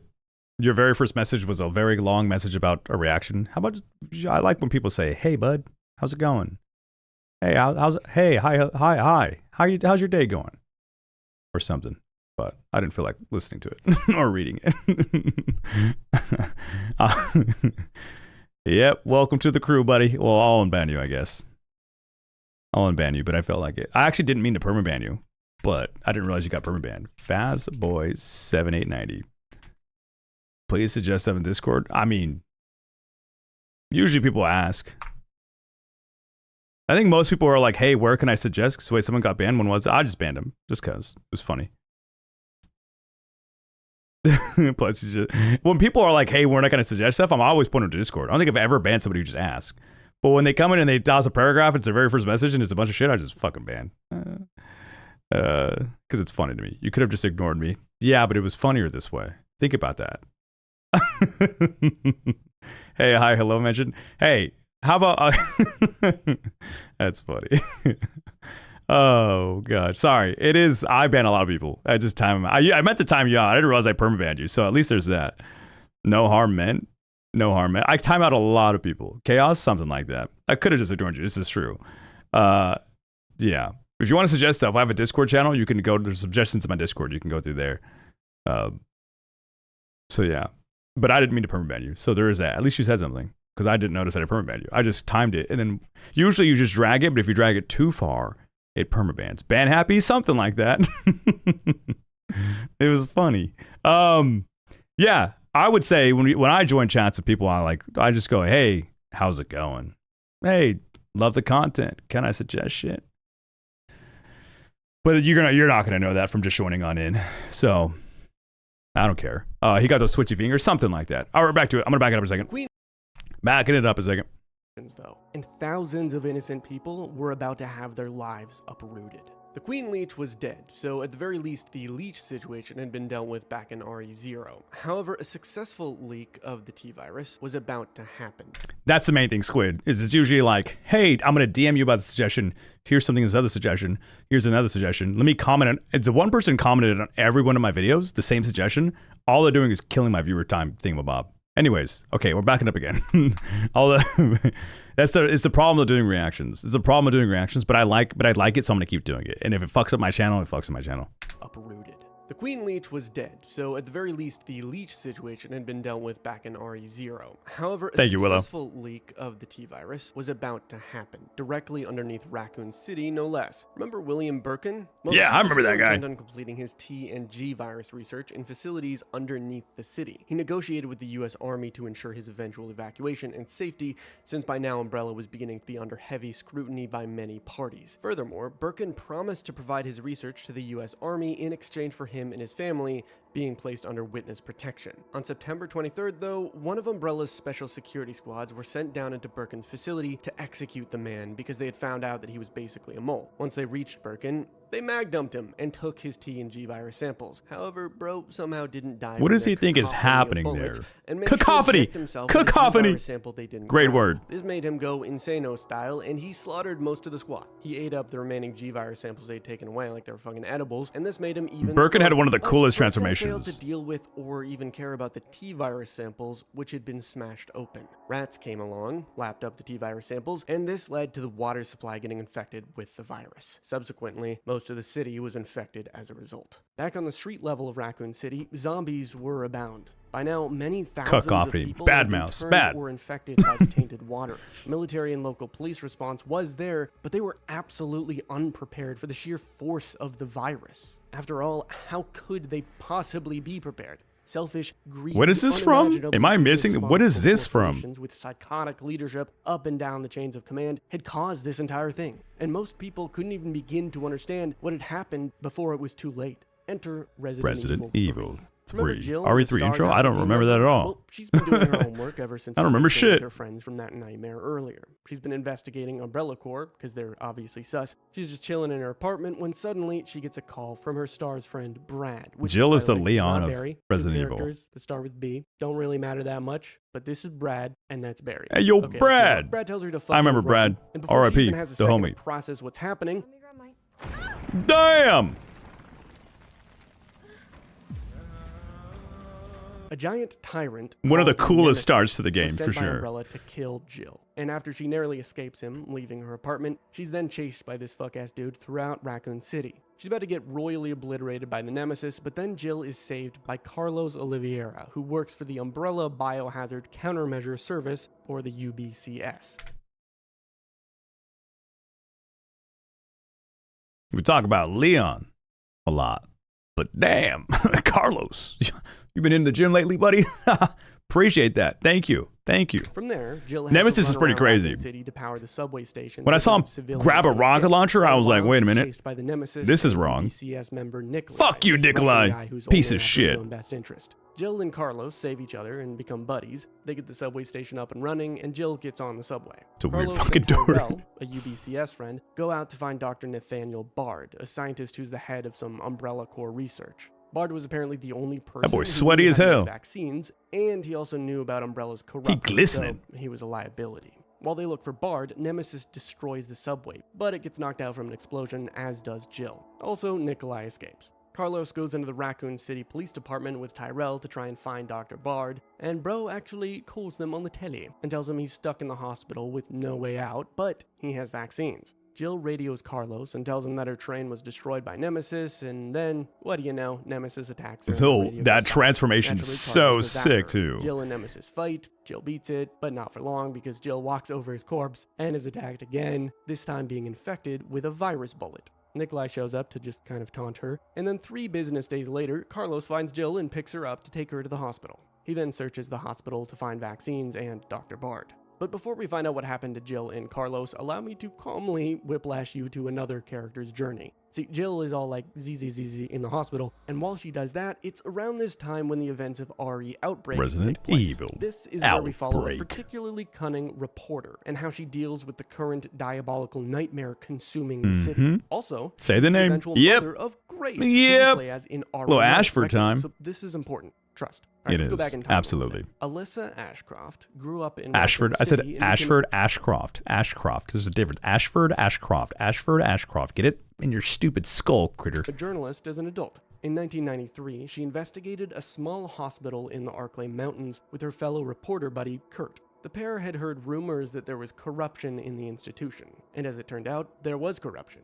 The hospital director, Albert Lester, not Albert Wesker, by the way, was taking bribes from Umbrella Corps researcher Greg Mueller to test a strain of T-virus on cancer patients. The director had a personal interest in this as well, since his wife Dorothy was terminally ill. The strain worked at first, but then most test subjects died, and Dorothy turned into a zombie. wreaking havoc within the hospital. Ew. While Alyssa and Kurt investigated the hospital, Kurt was attacked and killed by Dorothy. Alyssa tried to escape, but she was captured by the Umbrella researcher Greg Mueller and had her memories of the event wiped, basically. Despite getting amnesia of the event, she kept being a dope-ass reporter, chasing stories in the Arklay region wherever she could. Fast forward back to 1998 when all the shit went down and zombies were roaming throughout. Okay, 98. So we said Re9 was Grace's. Okay, so Re9 was 2026. Re9 timeline 2026.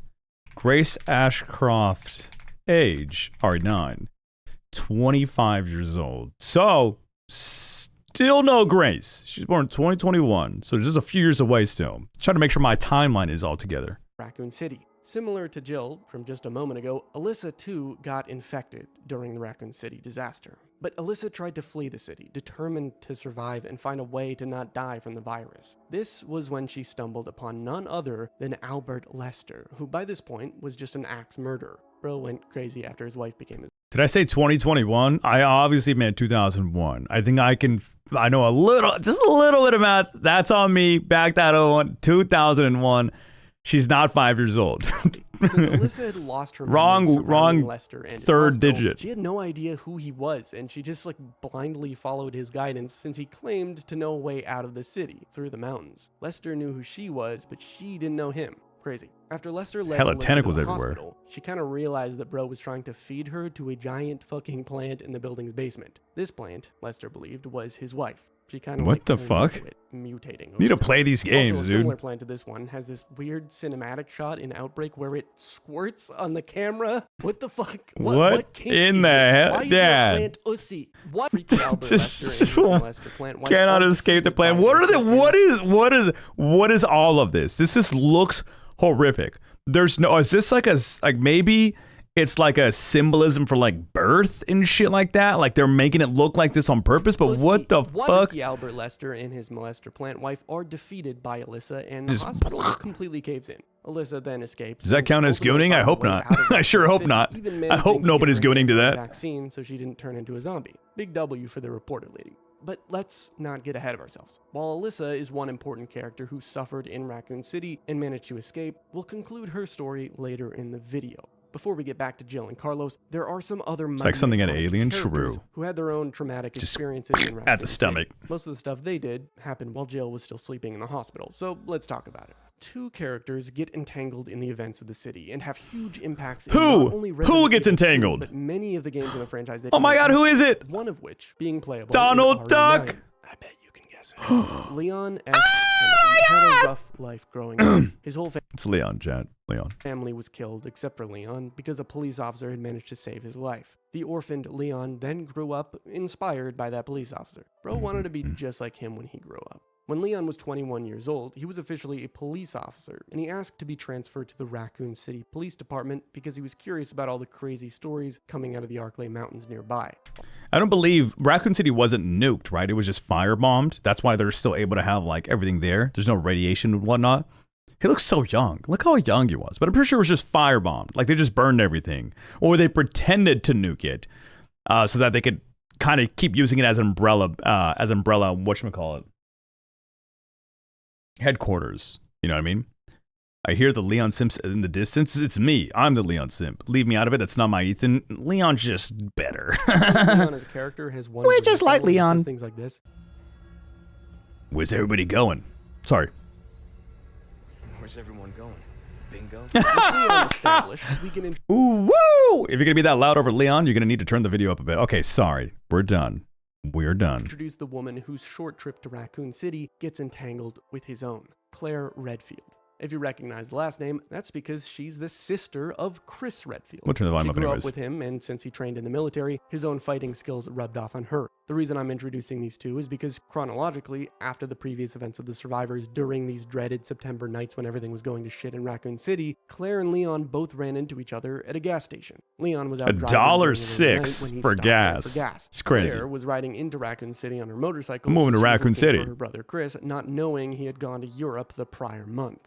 After noticing the gas station was looking really run down, Leon checked it out and found a cop trying to detain a zombie that proceeded to rip the cop's throat out. After Leon dispatches the thing, Claire shows up right before Leon narrowly saves her from an oncoming zombie. The two of them quickly escape an approaching horde in a cop car and drive into the city looking for answers. Long story short, Leon and Claire get split up, and the game revolves around these two characters navigating the now infected city, taking place in and around September 30th. Leon's story revolves around his arrival to Raccoon City to find out what's going on, and his subsequent interactions and romance with a mercenary named Ada Wong, who poses as an FBI agent. Ada herself comes in repeatedly later in the franchise. On the other hand, Claire's story, of course, revolves around her search for her brother Chris. While Claire and Leon progress through the city, they find and take care of a little girl named Sherry Birkin, who, surprise, surprise, is the daughter of William Birkin. Claire and Leon run into said William Birkin, now mutated with the G-Virus, of course, and they mag dump him. By the end of their journey, they narrowly escape Raccoon City along with Sherry.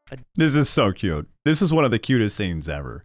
I didn't expect to just have my heart all full of happiness and joy in a Resident Evil game, but they did it. They got me. But what's so important about October 1st? Well, Carlos is about to find out for us. So while Jill is in her coma at the hospital, Carlos searches for Dr. Bard, and he finds him, but the guy was shot in the head. Carlos finds a video message where Dr. Bard says Umbrella is evil, and he regrets stuff. Luckily, Dr. Bard's computer unlocks a door that reveals a vaccine, which Carlos quickly snatches and injects into Jill. While she slowly heals, Tyrell shows up, and him and Carlos go check out what's on TV. The contagion spreading throughout the city has been designated uncontainable.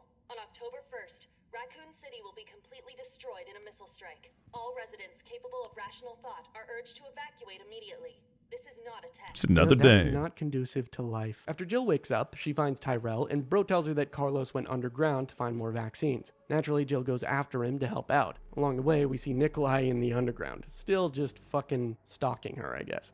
Eventually, after Jill journeys into the facility, Tyrell joins her, but he gets killed immediately by the Nemesis, who's the token black guy. Jill makes a vaccine with the available resources she finds, all because the US government said they'd call off the nuke if there was a vaccine present in the city. Unfortunately, after Jill makes the vaccine, she gets ambushed by the Nemesis and Nikolai, who pushes her off a ledge because he wants to see what happens when she fights the Nemesis. Bro has ample data, he's just being an asshole. Carlos shows up and he's all like, yo, let me help you. Jill and Carlos kill the Nemesis again, except they don't, of course, because this thing doesn't fucking die. Jill tries to meet up with Carlos, but I think at this point, most people can guess, if you played a Resident Evil game, that the mutation does not stop until it is an out-of-control mutation. At this point, Nemesis is still somewhat controlled. It resembles the shape of a creature that would probably hunt you, but it's monstrous, of course, but it still has like hands, feet, whatever. Up until it like covers the entire size of the room, it's gonna keep evolving. I always come back, and then I think they talk about the T-virus responds to trauma very well. Like the more trauma that your cells feel, like their body feels, the more pain you go through, the more it expands off of that and, keeps evolving and, well, makes you into what we're going to see right now. Interrupted by... Yep, that's disgusting. Jill then uses this gigantic... Dude, that gun is so sick. ...heavy ray gun. How is she carrying this, by the way? On with her strong... And now... Strong-ass arms. No pain, no gain, yeah. If you think about it, Leon has been through a lot of trauma. Leon, I think they've all been through quite a bit, but I think Leon still does have the most, I would say. Between being a rookie and Raccoon City, then the Resident Evil 4 stuff with Ashley, he's gone through quite... And then obviously Resident Evil 6, kind of everybody goes through their stuff. Chris has also been through a lot as well, but he was more of a professional, I would say. Death pretty traumatic on the cells. Yeah, so it just goes crazy. Wonder what Leon would have turned into if he wasn't cured in RE9. Probably just a normal zombie. Actually, I wonder that. I think we talked about this before. The ability to choose, the people with stronger willpower tend to transform into the stronger stuff. I think it does react to a lot of our main characters because they are more involved in the story. They're not just some random person, nobody's scared. They have like some crazy shit instilled inside of them because they're doing it for this greater good, for science, for saving the world, or something like that. So maybe it helps transform like the trauma, the extra trauma added onto it, creates them into whatever. Cthulhu. He's also affected for so long. He has the old virus. No, I think he would have just died, right? I'm pretty sure he just bleeds out and dies. I don't think he transforms into anything. But I wonder what he would transform into with like a crazy version of the T virus. If he would be some wild Nemesis shit. The second Leon transforms into like a version of Nemesis, it's fucking over. GG's for everybody. It ain't Helipad to meet no with save, Carlos, no but stopping that. Finds him knocked out. Then this happens. Fuck Nikolai, dude. Piece of shit. Promised you this, didn't Piece of shit. Do you have any idea what you've just done? I? The missile has launched. Nikolai pleads with Jill and Carlos to let him go with them on the helicopter since the nuke is 10 minutes away from happening, but Jill's all like, who? A lot cares? of people. Oh, you! Who cares about your Our two heroes fly Damn. away as the city is obliterated. Yeah. Okay, now, real quick. This is just my opinion, but Jill's character writing is dog shit. It's like when they It wrote her, they wrote her as a strong woman, but not stronger than a man. She survives a rocket launcher to the ass, but needs a man to save her. She also acts like a hard-ass jerk to everyone, which makes her really unlikable. Now, before any purists burn me... Okay, so I'm not going to go too crazy because he's obviously going to touch on his little opinions and whatnot. I just thought they kind of made her rude for no reason. That was my thing when we were playing. She was cool. She's a badass. Jill's a fucking badass. But I thought they made her kind of rude for some reason. But I think you're just, I mean, when it's a zombie apocalypse and shit's going everywhere, you don't know who to can trust. You're with agents who backstabbed her, by the way. The guy she's talking to backstabbed her. It's very stressful. I think you had to cut a little bit of slack here. She might be an agent, but this is a scenario where nobody's really dealt with before. So I did think that initially, but kind of looking back at it, when you put yourself in a situation as chaotic as this, you gotta cut some slack to these people. Unless your name's Carlos, who's just genuinely nice guy, I guess. At the stake. From what I hear, That looks this like a is nuke? Yeah, it looks like a remake nuke, thing, but- since they changed a lot from the original. Jill, Oh, see, I don't know the original. I just know the Resident Evil 3 remake was not very well received. But I do only know the remake. Oh, sorry. I know the Resident Evil 3 remake was not very well received, but I don't know the original. I only know the remake because that's all I've played. 2 remake, 3 remake, 4 I've played both. But hold on one second. We've been talking about this. Raccoon City nuked. Yes, Raccoon City was destroyed in, it's a thermobaric missiles rather than a traditional nuclear bomb. Experimental thermobaric missiles, so it's just heat, fire. So, Nikolai is not living up to the best Nikolai. Nikolai, who's the best? I hate this Nikolai. I just think his character is fucking dog shit, honestly. I've been seeing a lot of folks saying how we can go back to if it's nuke, there would be radiation. Not the case. Remember, RC was bombed with an experimental thermobaric bomb in official RE lore. So the ruins are radioactive. It's also been mentioned previously the ruins are there and accessible. There is no nuclear radiation in Raccoon City, even in the bomb they used. It's experimental, fire-based. They use fire and didn't do shit, as we saw in RE9. It stopped a lot of them from moving, because when you go into RE9, they are still alive, but they're like encased. They're dormant. They're like saving energy. And I think because Leon and like the other agents activate, or like they create, they activate the zombies by maybe giving some signal of like, hey, there's food here. Come eat, bitch. You know what I mean? Then the zombies wake up. But they're just pretty much encased. They all lived. You just killed a bunch of innocent people probably. At the very least, you did stop it from like spreading out the infection. But you didn't really kill anything, you know. Black Ops Nikolai? I can't remember. I think the only story I ever played is Modern Warfare 2. Get the Spommy Spider was like, sup, bitch? Something like that. This boy. Zombies. Yeah, the spider didn't give a fuck. I don't know where the hell, I don't know that, I mean, yeah, I don't know where the hell the spider came from. I guess a spider would survive maybe underground and just get like a hint of T-virus or something. I don't know. I think the only Call of Duty I've ever played, Call of Duty story I've played was Modern Warfare 2. Fire story, by the way. But one day I actually do want to go through and play all the Call of Duty stories as well. That's for a different day though. Press and play. wasn't always like this, but I digress. While Raccoon City was effectively destroyed, Umbrella Corps would still survive for years to come before its eventual and absolutely deserved collapse. And then there's more. When one dies, another spawns, like a Umbrella's Hydra. stock plummets after the fall of Raccoon City, but the company, of course, shifts the blame onto something else, the US government. Given they had so many spies in the government, That's what I do. They were able to pull strings and use red herrings to distract everyone. With Raccoon City missiled, Umbrella knew there was little evidence tying them to much of anything. Nonetheless, they would meet the hand of justice within the next few years. That's what they did the missile for in the first place, right? I think if you find out in RE6 that Umbrella was a part of the bombing in the first place, and it was to help cover up the evidence of Umbrella being like the main reasoning for this. COD campaign was good till Infinite Warfare. I don't even know. The games all just fucking sound the same to me. But I would be down to go play the single players. I would never touch COD multiplayer again for the rest of my life. But single players seem pretty fun.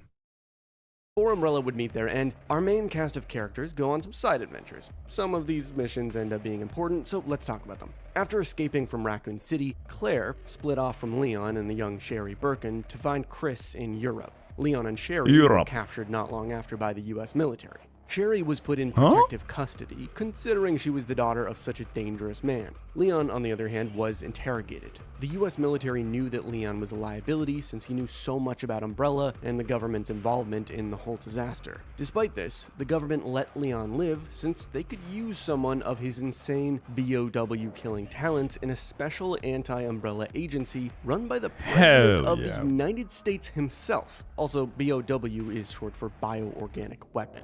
Leon is blackmailed into joining this agency to ensure his and Sherry's safety, and the government further trains him in close quarters combat and guns and shit. When it comes to the Redfields, by December 1998, Chris was still on the hunt, investigating Umbrella for their evil shit in Europe, and Claire was still searching for him, since she didn't find him in Raccoon City. But speaking of like Claire, a phone call let's or talk something. about her events, which transpire in one of the most important RE games, Code Veronica.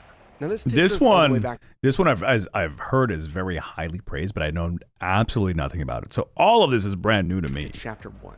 Remember how Spencer had one of his old colleagues, Edward Ashford, basically... Not Ashcroft, well, Ashford. Edward's son, Alexander Ashford, moved back to the Ashford-operated Rockford Island. Alexander continued to do independent research, though, utilizing a facility him and his father had previously worked out of in Antarctica.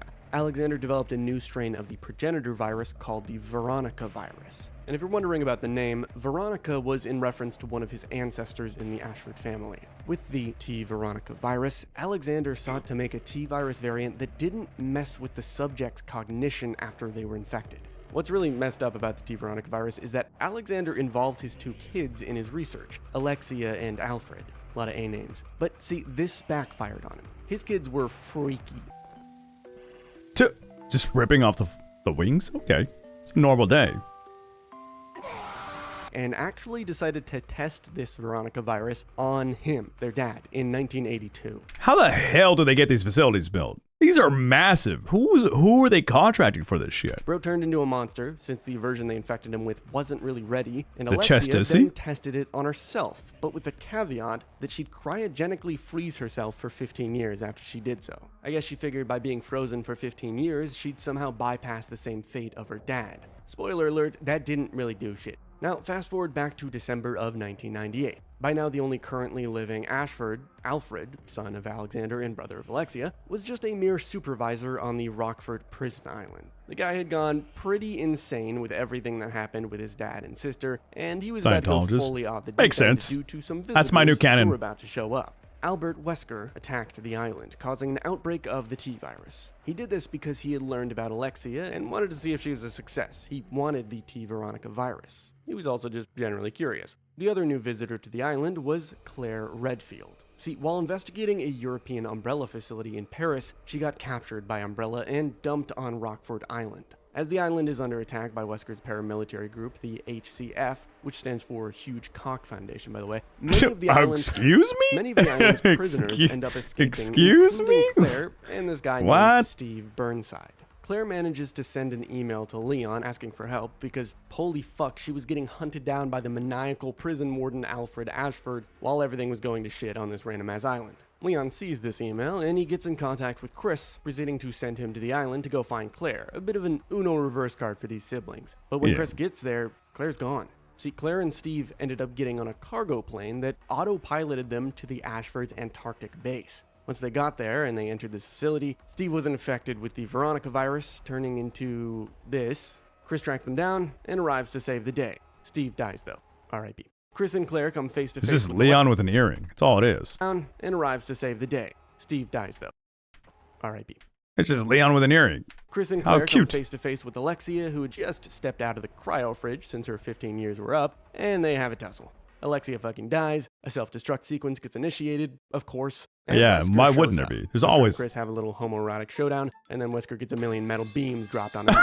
He survives. Barely an inconvenience. Chris and Claire then escape the facility before it gets destructed. But strangely, Wesker survives the self-destruct and ends up actually getting a sample of the Veronica virus he wanted anyway from Steve's corpse. See, that's what I'm saying. I think Wesker is so strong at this point. He would have survived the mansion explosion, whether or not he ran away from it way early on anyways. And they kind of rode this into a corner with him just being so insanely epic of a villain. How did he achieve this when the facility nuked itself? I don't know. Right after Wesker got out from under the metal Yeah, you're the lore guy. Yeah, the game Don't didn't ask answer me. that, so neither will I. The True. consequence of Wesker getting the Veronica virus That from was a Steve's nuke. body was going to have ripple effects. This is due to Wesker selling the Veronica virus on the black market, which eventually finds its way into the hands of a South American warlord named Javier Hidalgo in 2001. After reports that the drug cartel leader had access to bioweapons, the President of the United States sent a two-man army to go deal with this situation. Yeah, see, I That don't know this two-man at all army either. Consisted of none other than our boy Leon Kennedy Oh, and shit. a hard-ass soldier named Jack Krauser. Long Hard. story short, these two find Javier Hidalgo's daughter, Manuela. This daughter, like her mom, had a degenerative illness, and Javier thought she was gonna die. Bro was gonna do anything he could to save her. So he infected her with the Veronica virus, thinking this would help, and to keep her from turning into a monster beyond recognition, he had been constantly doing organ transplants on her. But where did he get the organs he was So replacing her fucked. with? Oh, none other than countless random women he kidnapped. Leon and Krauser find this guy. He lets himself get devoured by a giant zombie plant so that he can become a big old meat monster, and Leon and Krauser have a final showdown with the guy. I guess it's just the plants are like, it's kind of like the Fibonacci symbol where plants are just a naturally grown part of, like the shape of a plant is just a very naturally occurring form of life. So the T virus being just a mutator of life would very likely turn a lot of these meat monsters, as you call them, into just meaty plants, right? Is that a hidden meaning, or am I thinking way too deep into it? You know what I mean? We're going like very plant-like plantuses a lot of the time, and it seems to just be a very common reoccurring theme. Not that Resident Evil doesn't really have that, or like this is the only one that it has, but I figured that's another part of it. Manuela helps finish him off with some kind of fire ability, but she's not looking too good. As the three evac by helicopter, she She an straight up angel? What the- glows out of existence. I'm sorry, what? What the In retrospect, fuck? Wait, what the straight fuck? up glows out of existence. I'm sorry. what? In retrospect, playing Leon and Legend of Krauser's Zelda South now. American adventure isn't all that important right now, but it's gonna come into play Okay. later. Trust. Plus, it's Leon's lore, and Leon is important in 9, so I thought it needed to be mentioned, especially as it shows the consequences of Code Veronica. But with all this injustice, you're probably feeling like we need an actual successful mission by now. Nah. At least I do. And that's why we're finally going to get to talk about the fall of Umbrella. Let's It's go. 2003. 5 years since Umbrella's actions led to Raccoon City getting deleted from the map. Unfazed by how fucking despicable they were, they had a rather important base of operations all the way in Russia. That guy is dressed like the most evil of all evil villains. From like the medieval, but like modern. Here, they were working on a new BOW, codenamed Talos. They planned to sell this new weapon off to poverty-stricken nations. They made a lot of money with Fun, I these. guess. But see, their plans were about to be foiled. A biohazard containment unit Talos. was on their way to the Russian facility on rumors that Umbrella was making some crazy shit there. This unit had none other than our two baddies, Chris and Jill, and they were hungry for revenge. Heading down into an elevator, taking them deep within the Baddies facility, indeed. Chris and Jill proceed to a weird circular room where this Russian dude named Sergei Vladimir, classic Russian, basically tells them over the speakers that they have to fight the Talos BOW. According to Sergei, I've seen it's this before. controlled by Umbrella's Red Queen AI that he had yoinked from Spencer's facilities before the place got self-destructed. I've seen that before. I'm trying to figure out in my little brain where that would be, but I think the area that probably has that information is clouded by my desire for Taco Bell right now. So we'll hold on to that maybe later. Many years ago. Needless to say, Jill and Chris destroy Talos pretty easily. From the control room, Wesker, who had orchestrated the biocontainment unit actually finding this Umbrella base in the first place, confronts Sergei. Like I've And seen the all conversation this. pretty much goes along the lines of this. My AI girlfriend over there is real, I'm telling you. She and I have a lot in common. That thing only tells you what you want to hear. Good Wesker voice. Also, wow, you need to get some bitches on your team. I don't know if he would say that, but it's a good Wesker voice nonetheless. kind of hungry. Wesker yoinks a copy of the Same. Umbrella data for himself Same, brother. before promptly deleting their entire cloud network. And just like that, Umbrella is dissolved. All at the hands of Albert Wesker, no less. Easy Bro peasy. was just playing 4D chess. While many of the events we just covered are explained in the two Nintendo Wii side games, the Resident Evil Umbrella Chronicles and the Dark Side Chronicles, it's at this point that the story takes us back to the mainline games. And not Resident just any. Evil 4. Chronologically, the next Mhm, game to cover mhm. is the fan favorite Resident Evil 4, Goated. which thrusts Leon Kennedy into one of his most dangerous missions yet. Third wheel. What? Allow me to set the stage. It's 2004. No, I'm skipping. I'm not allowing you. Okay.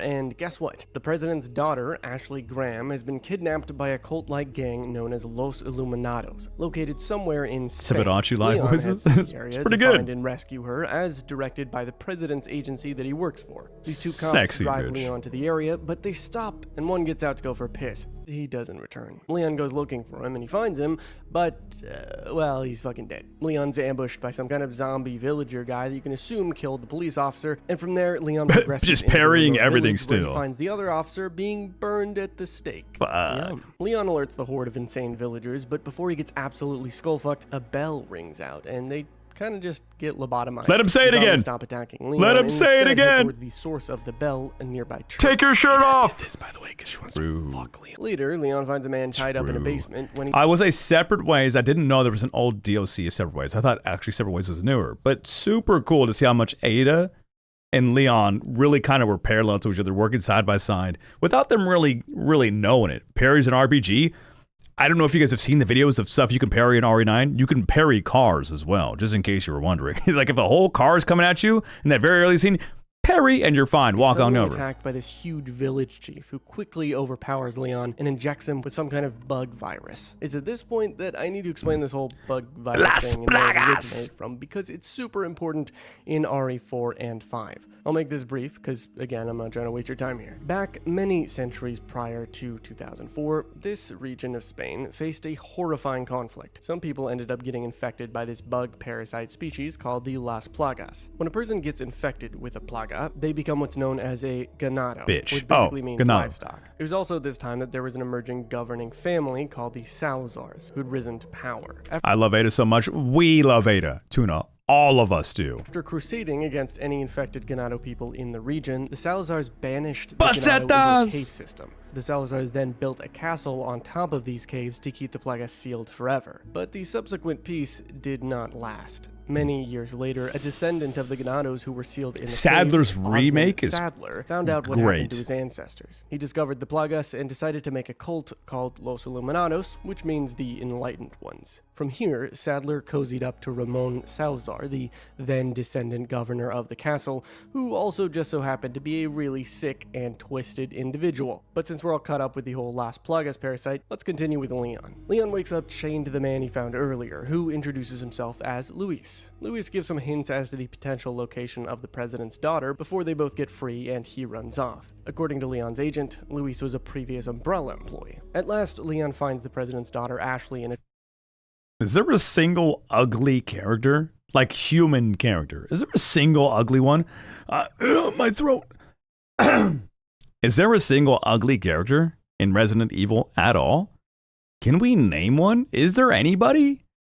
Like that hasn't been transformed. Obviously, once they start transforming, it's like they're fucked. The lickers. That's different. And also depends on who you're asking. Because I'm just saying, hear me out. Spencer. Who the fuck's Spencer? Spencer.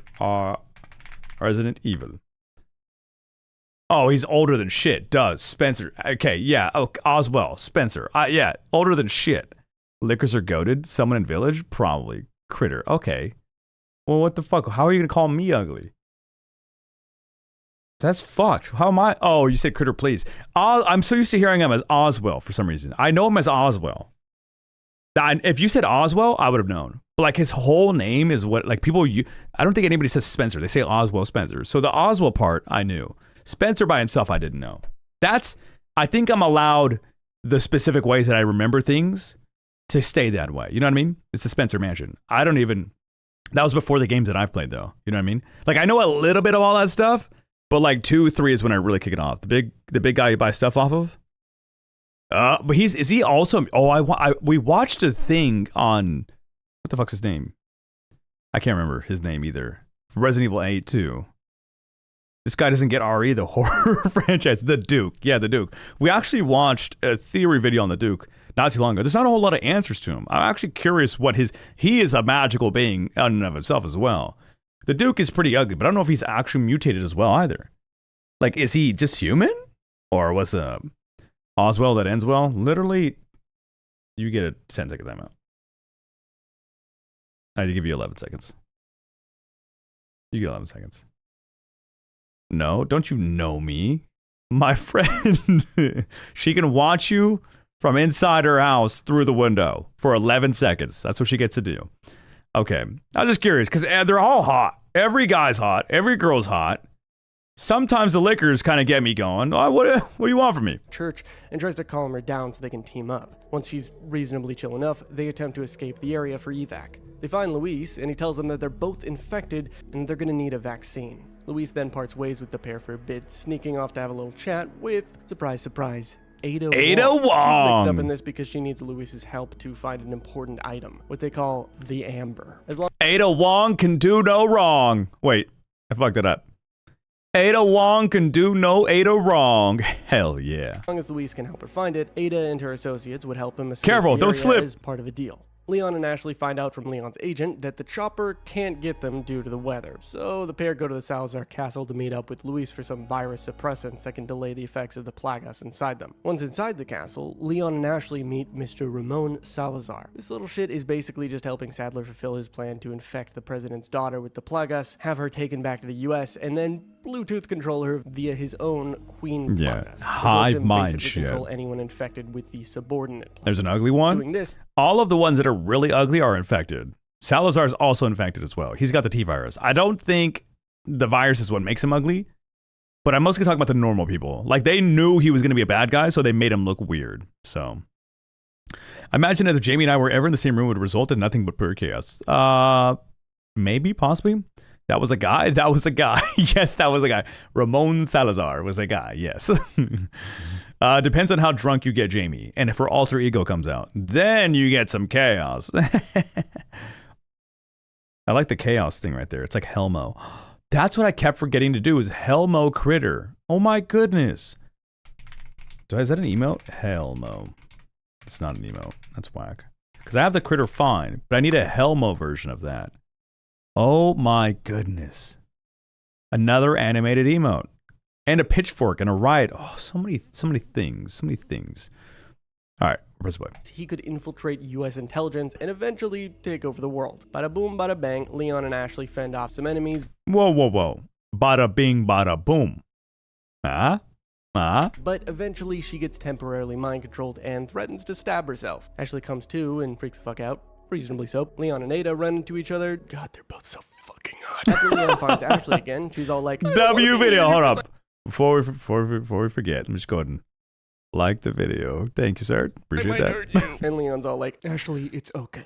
You're like 9. Fast forward, Ashley inevitably gets grabbed and taken away again, and after her and Leon get split up, Leon and Luis run into each other, and they go to save Ashley. Along the way, they go on these fun minecart adventures, but then someone shows up who you definitely wouldn't have seen coming. Jack Krauser. Yeah, that guy. Is that sarcastic? Turns out he works for I think that was very... organization now, and is...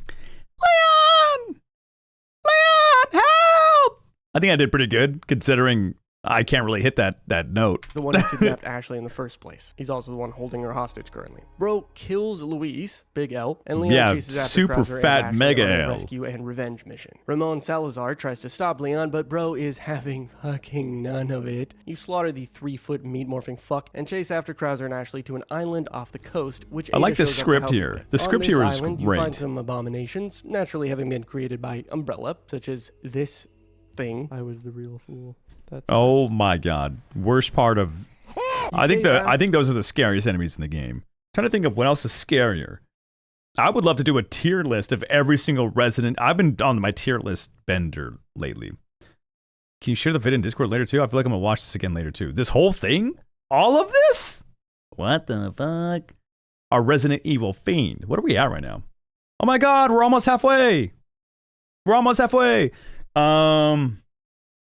Yeah, I've been on a tier list talk bender thing for quite some time. We did our first one for Subnautica, and I've been really excited about more tier lists. It'd be fun to tier list all the enemies and how crazy and scary they are. Actually, but then she gets unsaved because Sadler's a cunt, and Leon and Krauser have a little showdown. You know, for the longest time, before I knew anything about Resident Evil, I always thought that Krauser's form here was one of Wesker's forms. If you played 5, you could probably imagine why. Anyway, Leon kills Krauser, saves Ashley with the help of Ada, and the two of them burst into Louise's Umbrella lab thanks to the key he gave you before he died. Then they use his super sophisticated anti-Plagas torture device to rid themselves of their parasites. Ada is unfortunately captured by Sadler before she can make it to the lab. Leon naturally rescues Chain me Ada, up like and the that. two of them team up to bring Sadler down. Ada escapes on her helicopter with the Amber. She promptly yoinks from Leon, but oh, then we get another self-destruct sequence. Leon and Ashley sail away on a jet ski as the island is about to self-destruct, and it's honestly Per really sweet. usual. Ada then radios her employer and asks him what he's going to do with the Amber, and it's revealed that her employer is Albert frickin' Wesker. He explains that billions are going to die for the betterment of a few, and Ada,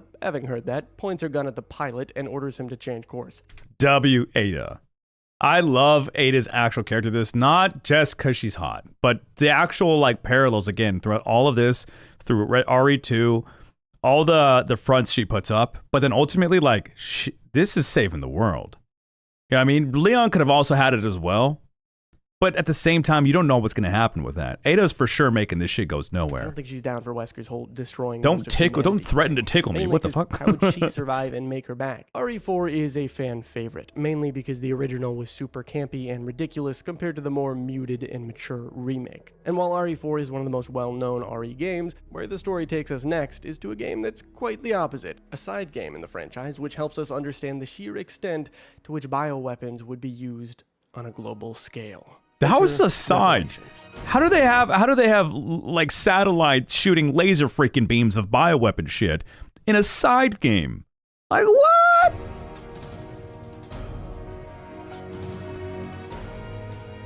Around the early 2000s, a group of researchers were paid to develop a bioweapon using a virus codenamed Malakota found in certain local deep-sea Who fish comes up with these in the names? Kermadec Trench. Samples of the virus were collected Oh, it's and a fish. combined with the existing T-virus to create a marine virus of unspeakable destructive potential. It could destroy the world's oceanic ecosystem. But moving away from top-secret shit to stuff in the public eye, around this time we focus on a new city, an 11-year-long project to build the world's first fully solar-powered city off the Mediterranean coast. The city was concluded and named Terra Grigia, though it might as well have just been named Rudiger Arrow the City.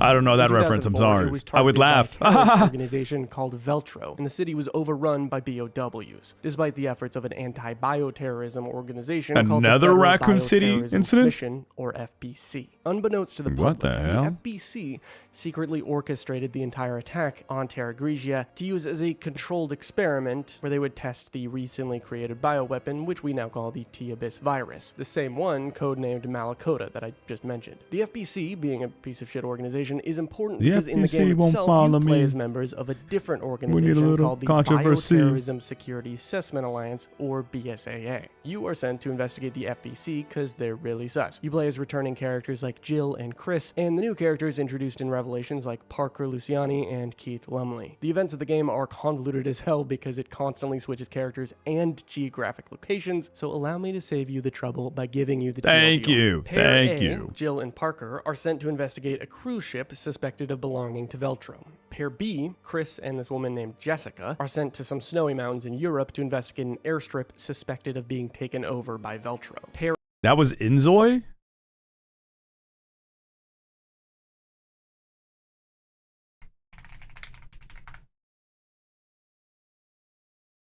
I literally have this video has 6.5k views now. Interesting.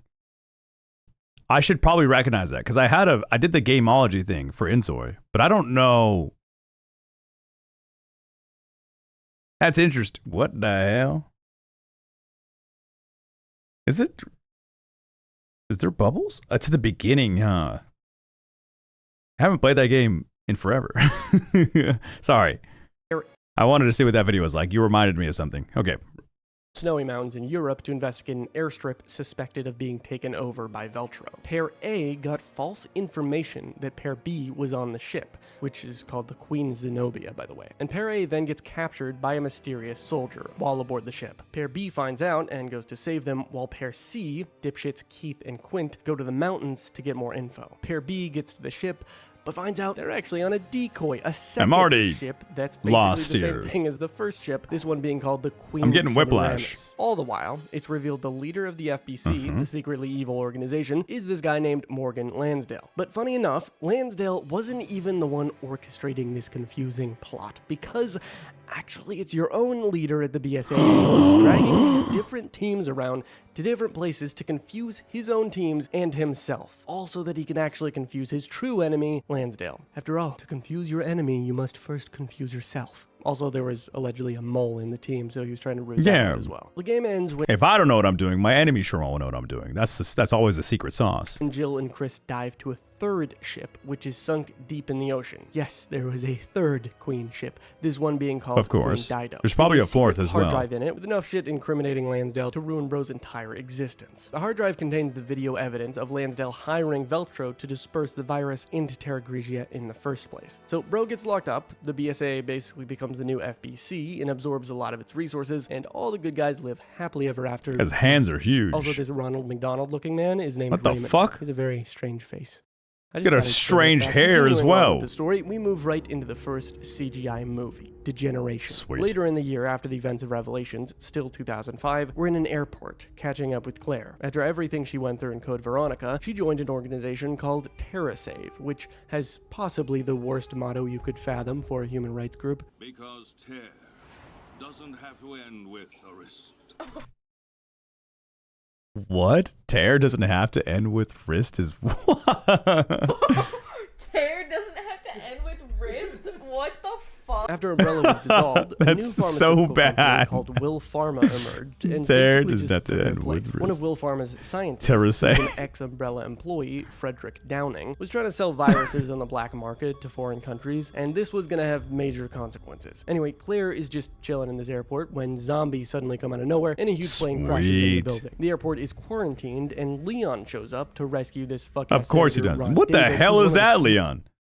is quarantined, and Leon shows up We got Leon from Timu to over rescue here. this fuck-ass Senator Ron Davis, who's one of the few remaining survivors alongside Claire. Leon and the gang save the airport survivors, and Claire and Leon team up to investigate Will Pharma at one of their facilities. This guy named Curtis Miller, who doesn't work for Will Pharma, is trying to destroy the company because he wants to show the world how evil they are. He's actually mad-based and hates corruption, and is just trying to reveal the government's cover-up of Will Pharma's bioterrorism. However, his plans are foiled because Will Pharma uses Curtis as a scapegoat for the zombie plane incident. In an act of desperation to get his message out, he ends up injecting himself with the G virus, thinking the world would be like, yo, Will Pharma's evil. But Claire and Leon just kill him, so no revolution, I guess. Then the facility explodes, so original. This is original. Finally, Leon, Claire, and Curtis Miller's sister, who We're was seeing a also in theme this movie, here. helped to apprehend Frederick Downing for his evilness, and guess what? The cycle repeats. Another big bad organization called Tricell comes in and buys out Will Pharma, cleaning up the failed company's mess for Tricell's own future plans. Speaking of Tricell's future plans, that takes us right up to RE5. Do you remember the BSAA? Well, they're quick Yes, I to do. act following the events of Revelations, and they send out operatives all over the world to places suspected of creating bioweapons. In 2006, the year after Leon and Claire's fun little Will Pharma incident, Chris and Jill are tasked to head into our old friend Spencer E. Oswell's new, and namely not blown up, estate. But it turns out Mr. Albert Oswell. Wesker got there before them and actually killed the now old and decrepit Spencer, because why not? Jill tackles Wesker out a window. One of the and they're coolest both fights ever. presumed dead. 3 years later, in 2009, Chris is sent to the West African city of Kijuju. There have been reports or rumors of a virus in this region. He meets a fellow operative, Sheva Alomar there, a fellow BSAA member who's familiar with the area. Chris is feeling emotional about not having Jill as his partner, but Chris and Sheva get acquainted and start making progress. While searching the town, their butcher informant tells them to look for a man named Irving, who has info on a possible bioweapon called Ouroboros. The butcher helps the pair Ouroboros. gear up and Spelled it sends wrong. them on their way. This Ouroboros virus is different in how it affects zombie victims. The Ouroboros zombies are smarter, able to hold weapons, and they can force non-infected to eat their multivirus gummies or what. Gross. What crazy screen to pause on? Why would they assume Wesker's dead if they know he's like survived explosions and they know he's like super powered mutant shit like that? Like they saw him dodging this shit all willy nilly, no fucks giving bullets. He's a T virus infected. Like, come on, use some common sense here, mommy Shava. Whatever the fuck this thing is. True. Wait a second. That looks like the Las Plagas from RE4. It does. Continue on their way. Their butcher informant perishes. RIP. It's almost like they're all viruses or something. Backup as they continue on their mission. The duo finds many dead BSA. It's Las Plagas is like a parasite. As they slaughter the infected locals. Trapped in a motor vehicle ambush, it's not looking good for Chris and Sheva until the BSA Delta team saves their asses. The captain of said Delta team is Josh Stone, who actually trained Sheva when she first started in the BSAA.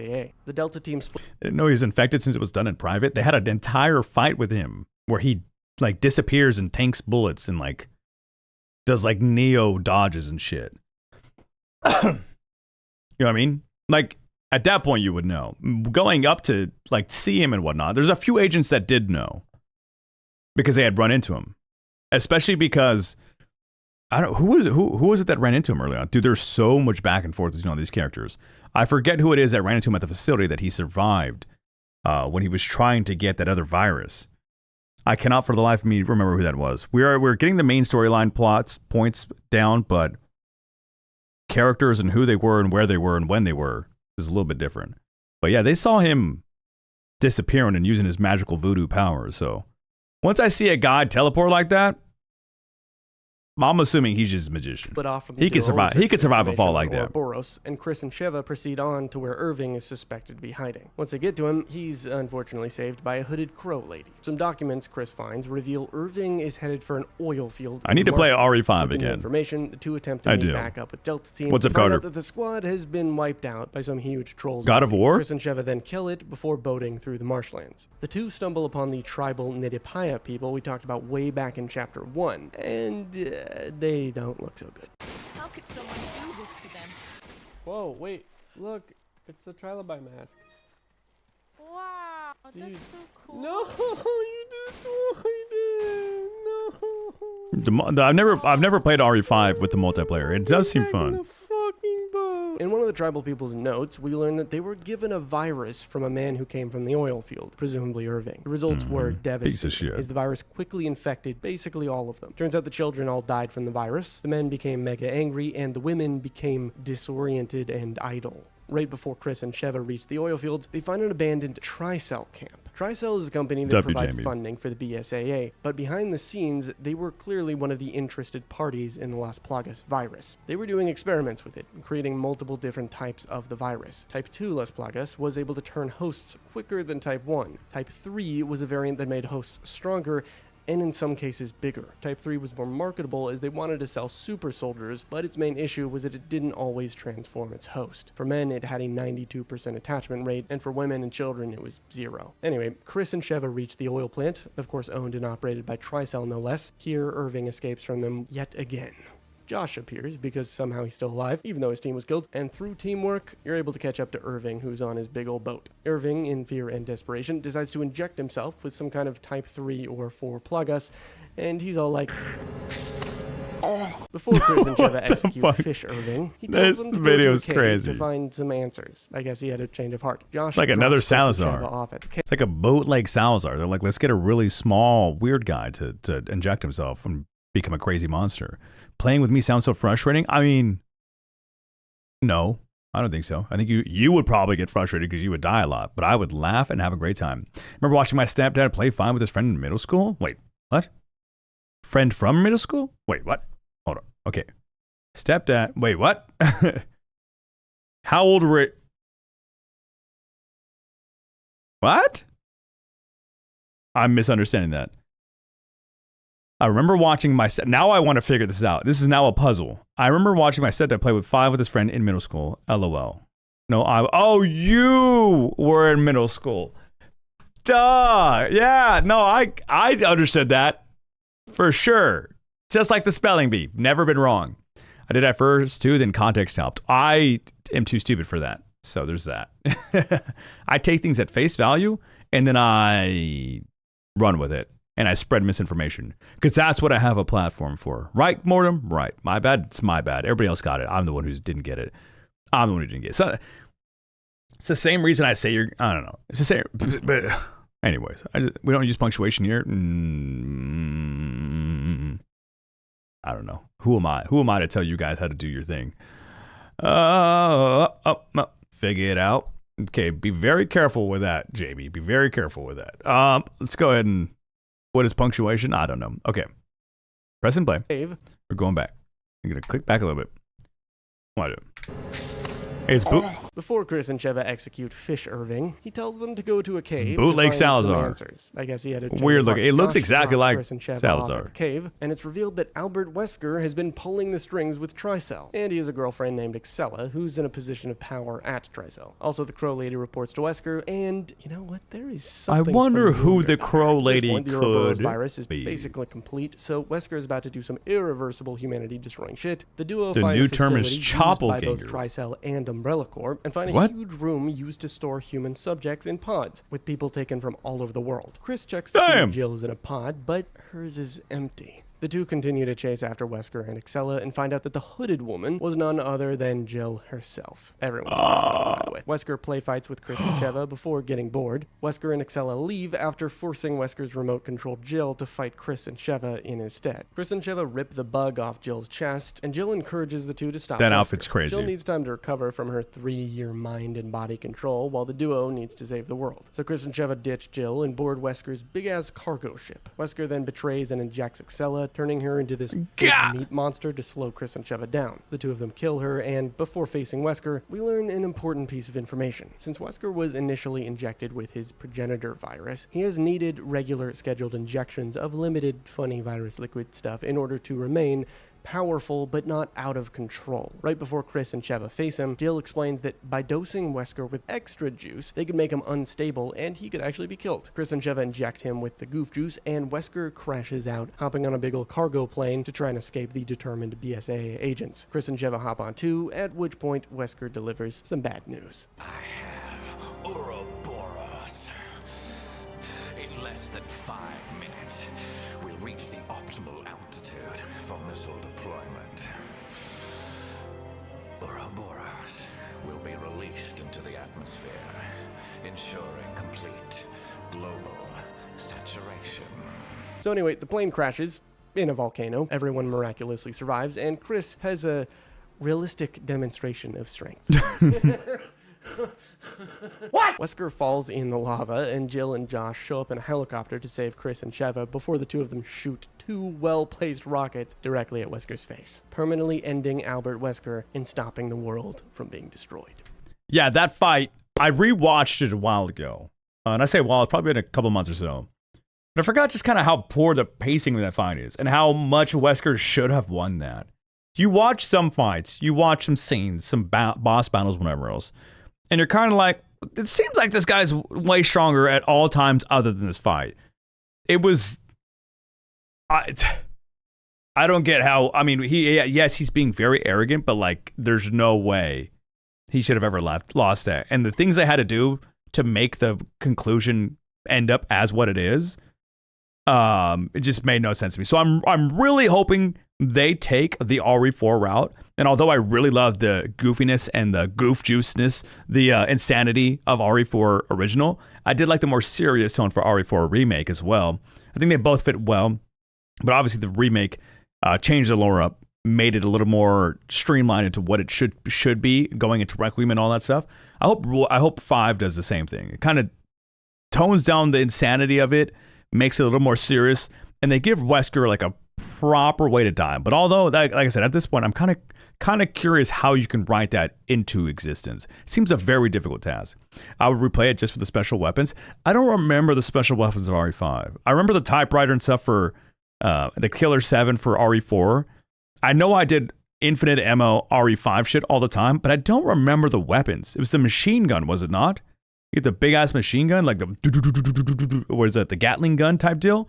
I remember playing it a shit ton and enjoying the hell out of it, but I don't remember it as much. For now. Boom! What a sick ending, though. Still fun. Like I said, bad but fun. Bad writing but fun. Not all bad things are bad overall. Just had to clarify that. I did love it. I loved RE5. Is that they haven't finished off all of the Weskers. There's still another one that someone's gonna have to deal with, which we'll learn all about in the next game, Resident Evil Revelations 2. What the fuck? Revelations 2 is primarily set on Sign Triple barrel Island, shotgun? which was I don't even formerly remember that of one. the USSR, so the residents, who aren't necessarily evil, are mostly of Russian descent. The island had a tapped-out coal mine, disheveled prison, communications tower, and a town that was struggling to make ends meet. That was until Alex Wesker entered the picture in the 1970s. What the Alex fuck? Wesker is the pseudo-sister to Albert Wesker, meaning they're not blood-related, but were both adopted into the Wesker Another project. adopted- She was super oh. eugenics, and she was an Umbrella employee prior to the company's downfall. Alex was trying to find the perfect spot to set up a research facility for her own interests separate from Umbrella's, but using Umbrella funding. This was when she discovered the Sign Island and its people. She hired the natives to help aid in construction of her new laboratory, and in 1998, the Wesker candidates were injected with the prototype virus. While Albert was a success story, Alex was not. She developed an incurable illness from the virus and did not obtain superpowers like Albert. Before Umbrella's downfall, Alex was ordered to research stuff to make Spencer immortal, but she refused because she was getting really sick from her illness. So instead of doing what Spencer wanted her to do, which was to work on this other island, she put someone else in charge and dipped to her own Sign Island. This is when she went all in on the island with the intention of researching a strain of the T-virus, the T-Phobos virus. After Umbrella's downfall, Alex invested heavily A, B, C, D, into E, the F, G natives, giving them virus? more jobs. Many of them started to view her as a savior or a god because of their growing economic island success.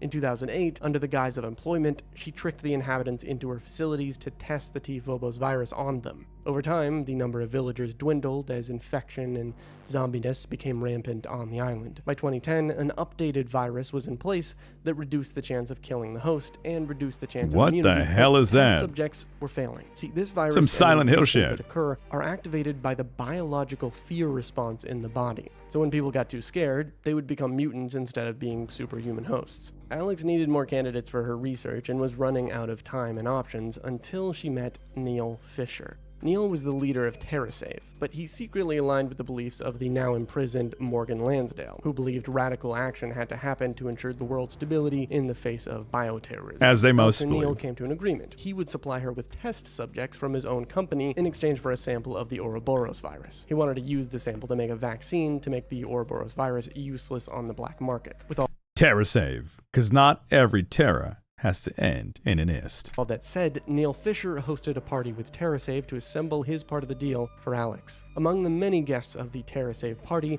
were two protagonists of Revelation 2, Claire and her friend Moira Burton. The power was cut during the party and the attendees were drugged and kidnapped. Claire and Moira awaken on Sign Island, disoriented and in prison cells, wearing rusty little bracelets. The two leave their cells and embark on a mission for their escape, all while being taunted by Alex Wesker, who's watching their every move. They face many abominations as they make their way to a Oh my radio god, there was a It's whole here lot of that shit. Moira sends out a distress signal calling for help. And Fortunately then she or dies. not, Claire and Moira aren't the only ones from TerraSave on the island. The two women find Gabe and Pedro, and they all team up to work towards their escape.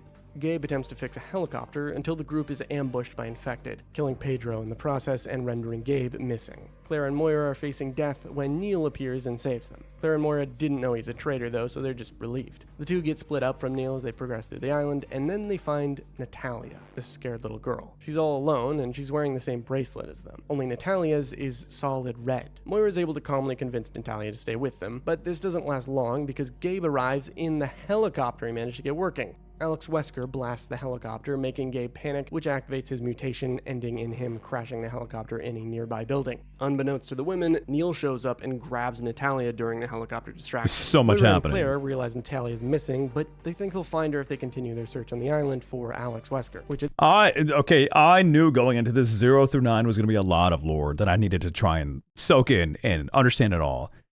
There is so much in these side games. I did not realize all the stuff out of the main numbered games gets so crazy. Like, holy shit, there's a lot. Now, I'm surprised this video is not even longer, in like 3 hours instead. at this point is their only hope of escaping. As they search this big-ass building, they discover Neil Terror is a save. rat who basically used them as sacrifices. Alex then betrays Neil because why the fuck not? She doesn't have to uphold her side of the trade now, and she injects him with So the many Ouroboros dames, that's sample. my issue. This makes him a big old monster, and he attacks Moira and Claire. It is at That boy this big. point that a decision has to be made that dictates which ending of the game you get. See, Claire is pinned down by the Neil monster, and her gun lays on the ground just out of reach. Moira lays opposite Claire, with the gun just out of reach of her as well. In this final battle with the monster, you choose who uses the gun. Something to know about Moira is that in her childhood, she and her sister were playing with their father's gun That's when sick. Moira accidentally shot her sister. Her sister survived the incident, but Moira's relationship with her father and guns did not. Moira, this Little entire trauma? game, has adamantly refused to touch or use guns, sticking to flashlights and her trusty crowbar. If Claire uses the gun, the Neil monster dies, and we cut to Alex watching over them. She remarks that she has what she needs, and we pan to Natalia, who's hooked up to some machinery. Don't tell me if the other, what's her name? I already forgot her name. If she uses the gun, then Claire gets shot, because that would be kind of like similar to the Re9 Leon dying scenario. Two women continue up the building and get face to face with Alex. She lore dumps It's another everything we now multiplayer. know, and then blasts her fucking brains out after setting the building up for self-destruction. Moira and Claire have to escape the crumbling building, but in the process, Another Moira gets self-destructing trapped building. under falling rubble and isn't able to get out. Claire has to abandon. My question is, why do they set it to like a specific amount of time that always lets them release? Like, why don't you just blow it up right then and there? If I'm going to shoot myself right after, I'm going to blow this place up right now. Moira, and she dumps out of the building into the sea. Now, Oh, that's back fine. to the decision, right? If Moira uses the Moira? gun, she actually faces her She's gonna fear. shoot The same events occur, Claire? but trust that the difference between these two decisions will become clear later. Some time passes from the initial kidnapping, and we see Claire in a hospital being rushed down the hall. Same shit A happens man, then. Barry Burton, is with her, demanding to know Barry! where his daughter is, Moira. If you haven't connected the dots yet, Barry Burton is the same guy from Resident Evil 1. Crazy. Claire's all like, she's gone. But Barry isn't having any of it. The guy spends the next 6 months acquiring supplies and information until finally he parks his boat at Sign Island. He was able to find the island through that radio signal message that Moira had sent right after they had escaped the prison initially. Shortly after his arrival, he meets Natalia, and the two embark on a journey following Moira's footsteps. Natalia is low-key lobotomized and doesn't remember Moira and Claire until they get to the radio tower and she hears Moira's broadcast. Oh, I'm sorry. That trigger's getting pulled instantly. I would think it's the Grudge coming to get me. Dressed like that, sneaking up on me like that, on an island where I don't know shit's going on. I know people are dying. I'm pulling that trigger. I'm not on purpose, out of pure fear and shitting myself. She panics and tells Barry that Are you- Moira is dead, but the father says no and keeps looking for his baby gal. Onwards they go, defeating Mutant Gabe and other creatures. They enter the now crumbled big building, and inside the building they find Mutant Alex, who says some creepy shit about how everyone's dead and buried except for one. Never A flock trust the of girls in white, I'm monsters surround saying. Barry and Natalia, but they manage to escape Alex and her goons. Barry and Natalia continue to traverse the island. She got that now jacket attempting on to now. escape Alex and goons, while still maybe in search of Moira's remains. They eventually make their way into an underground laboratory where they face Alex yet again. And when you think you might kill her and the end is in sight, Mutant Alex grabs hold of Natalia. Natalia was chosen by Alex long ago to be the body and new host for Alex's mind. Experiments have been underway to upload Alex's memories into the little girl. It helps also that Natalia's body is free from the illness and mutations that Alex's body has experienced over so many years. Also, Natalia's mind was strong enough to be the new host for Alex. However, at this point, Alex is so twisted with her mutated brain that she hates Natalia and thinks that she's not the true Alex and is a fake. So Mutant Alex wants Natalia dead. This is where the decision from earlier comes into play. If Claire used the gun to kill Neil, then your ending is this. Natalia is crushed by Mutant Alex, and she appears to be dead until Natalia wakes up with red mutant eyes. Natalia breaks Alex's arm off and rips her heart out from her chest. And Mutant eats it. Alex Eat the is heart. dead. And Barry's all like, Natalia? The girl laughs, tells him to call her Alex, and Barry threatens to kill Natalia, but is incapable. She then just walks off, laughing to herself. I knew it. My instinct to shoot the small child wearing white with a really creepy braid thing would have saved the world. Ah, yes.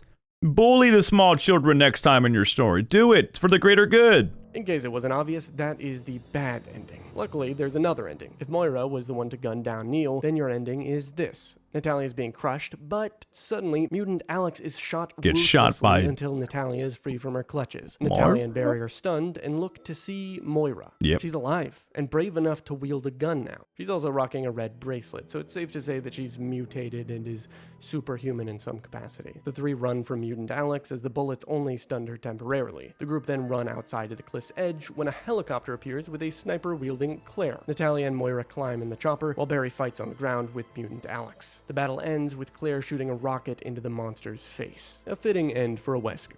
The gang leaves the island, and Barry adopts Natalia into the Burton family.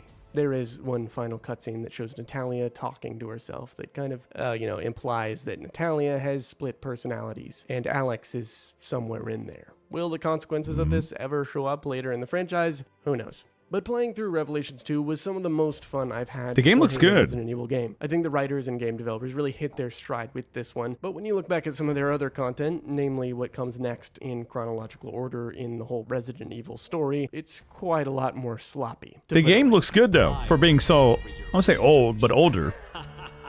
The Chicago My honest sunroof. opinion, the later Resident... Hold on, I'm gonna use the restroom real quick. I'm gonna use the restroom real quick.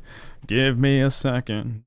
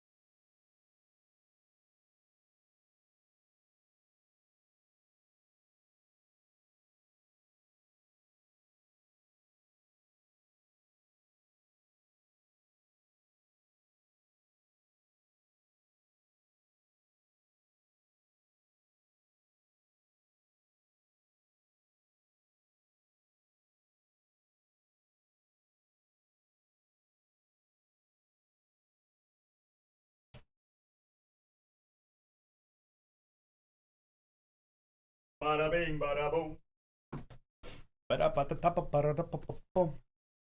Critter spin, critter spin. Are you gonna get a triangle? Nobody ever does emote pyramids anymore. Chat has died down. How are you doing today? Oh, you fucked it all up. What's up, Marshall? Welcome on in. Welcome on in. How you doing, my friend? Oh, we're doing good. We're watching some more. How much do we have left of this? 40 minutes. Chat, what did I miss? An hour and 11 minutes of Resident Evil lore. Quite a few things. I'm going to press play. I want to get this done in a feasible time here. I'm on lunch. Sorry, I have a migraine. No, you guys, I mean, if any, oh, hi, China. Welcome on in. Sorry, didn't see you. Daily Dem. Doing pretty miserable myself. I'm sick. Unfortunate. Glad to hear you're doing well. We're just watching some story time. It's a good little movie story time deal. So, you missed rank 3. What is rank 3? Yeah, we're just watching some freaking lore. So, lock on in if you want to lock on in. I'm surprised. I'm going to be honest. If I look at this viewer number, it's going to say like 15. 29 of you are here. What the fuck? Resident Evil's cool. Re9 extra game mode. Level 3. Rank 3? Re9 extra. Oh, the bonus? We haven't done that yet. Don't lie, Critter doesn't even know what Leon DLC is. Leon must die forever. Is that what it's called? We out here. You guys are crazy. Sometimes we just go quiet. No, I'm perfectly fine with the lurkers. I am not faulting you guys for going quiet or for anything else. I love you guys always, but it surprises me. I don't know why it surprises me, because this is why I do these videos, because they're fun for me. I imagine they're fun for me. They can be fun for other people as well, and they do decent on YouTube, so I imagine people like it. Noof can't pass rank 3. I could probably pass rank 3, no problem. I could probably do it first try as well. I thought emo pyramids were frowned upon. No. Hell no. Emo pyramids are amazing. Who said that? I love emo pyramids. I don't KW. I'm alive and love you, 5. Love you, Mouse. Am taunting them. I'm eating lunch break. Meal of champions right now. Is it day old Taco Bell? All right, we're going to press play, chat. I love you guys. Surprised you guys are here. But we press play. We go on. Research. In my honest opinion, the later Resident Evil movies, as well as RE6, which all came out around 2012, give or take a few years, had a distinct level of tackiness to W their stories. squid. As the writers were trying to figure Why out does how to Leon make look things like bigger that? and better, they failed to ask the question of whether any of their ideas to do so were going to be genuinely interesting developments for the franchise. I'm going to give you a brief idea of Damnation, RE6, Vendetta, and the surprisingly recently released Death Island, which were all so focused on patting themselves on the back for their established characters that they just got a bit lost in the sauce with the repetitious stuff they continued to put them through, a lot of which being pretty divorced from the original plot involving Miranda, Spencer, Umbrella, and so on. In contrast, the recent Resident Evil 9 Requiem does an amazing job at storytelling that it makes these more questionable areas of the franchise really stand out. With that said, I'm going to move through these in as straightforward a way as I can to keep you from bleeding out of every orifice by the sheer density of information. Damnation is a movie set in a fictional Slavic nation. I will say, Resident Evil Requiem still has some crazy moments as well. Like, Leon's riding up buildings on a motorcycle, going crazy, chasing Gideon, who just happened to be waiting with a motorcycle and an RPG. And those are like the fun moments of the game and whatnot. But they're not like so... They're not so important to the story that it really throws off everything else and how shit got from point A to point B. Like, whether or not that chase really happens is not really a big deal. So they were still able to keep, I think by keeping the crazier parts out of the story, out of like the main focus of what's canon, it makes it easier for adaptations in the future, maybe of other movies. No, with 25 bits, my goat loves motorcycles. Damn right he does. I think by keeping those pieces out of the main line of the story or the storytelling in and of itself, the adaptations or like the future storytelling can be easier to just be, well, not only be accessed, but also kind of just, what is the word I'm looking for?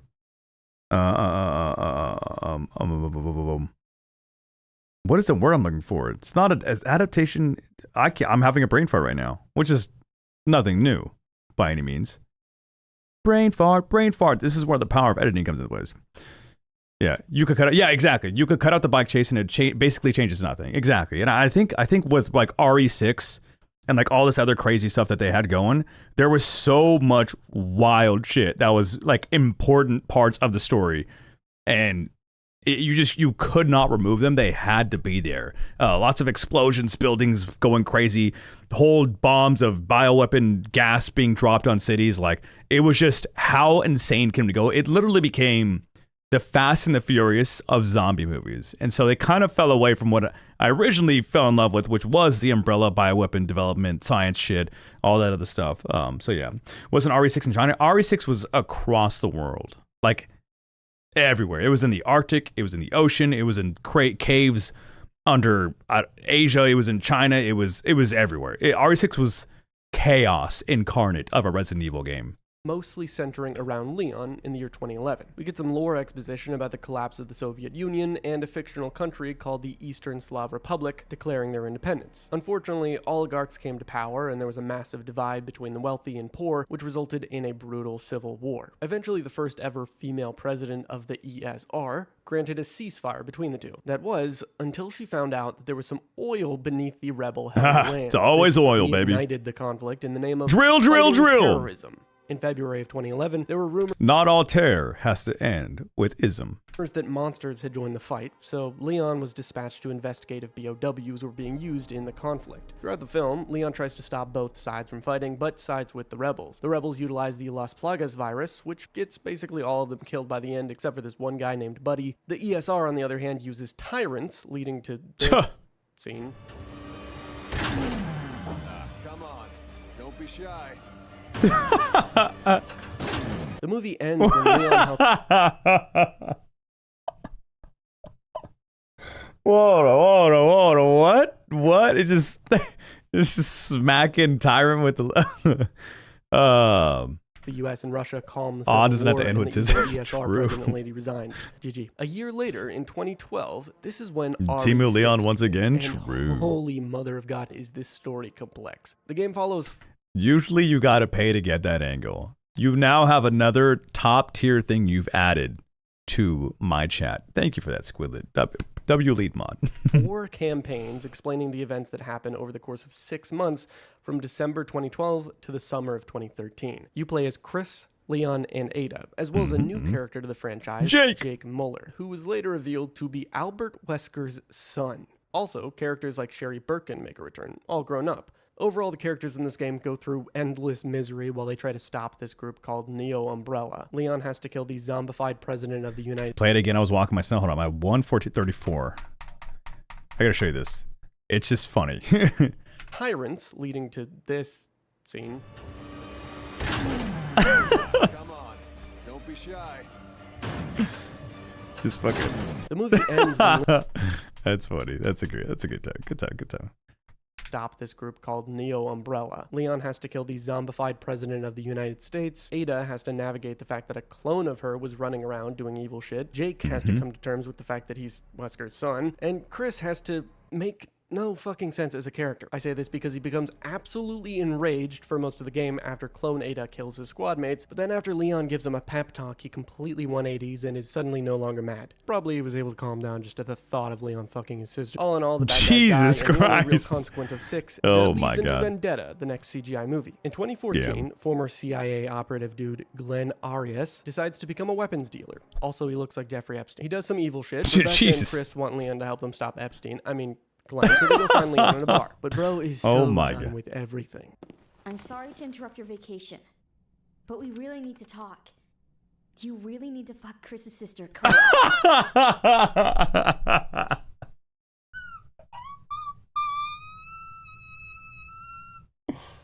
What the fuck is that?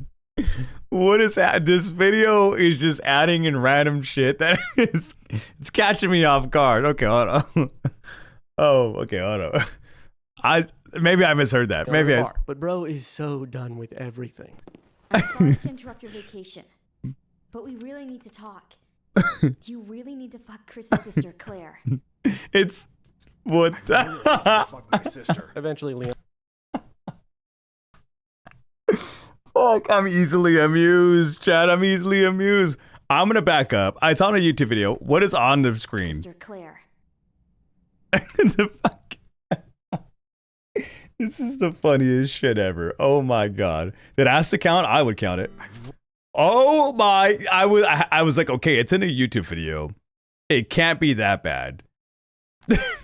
So I had to back up. I had to see what was going on. I really need you to fuck my sister. Eventually, Leon agrees to help them. Glenn launches a bioweapon attack on the city he's residing in, but the trio kill Glenn and release the vaccine into the city, and all the infected are saved in the end. The only issue with the ending is that Arias' bodyguard's daughter, named Maria, is still alive. Sick and outfit. She wants revenge real bad since Chris and Leon helped kill her father. This leads us into the last CGI movie, known as Death Island. It takes place in 2015, mostly in San Francisco and the nearby Alcatraz Island. All you really need to know is that it's the first movie where Chris, Jill, Claire, Rebecca, and Leon all hang out in real time. Though it's unsurprisingly under the circumstances of having to defeat a supervillain named Dylan Blake. Basically, bro wanted to have the ability to pick and choose who he infected and turned into zombies. He did this utilizing these tiny mosquito drones that could infect people with ease. He mostly just wanted to infect the big bad governments, which is honestly times to be based. infected. But then his villain monologue just starts to make no sense, and he likes to hit this cane on the ground because it like reminds him of this time when he had to like bash his friend's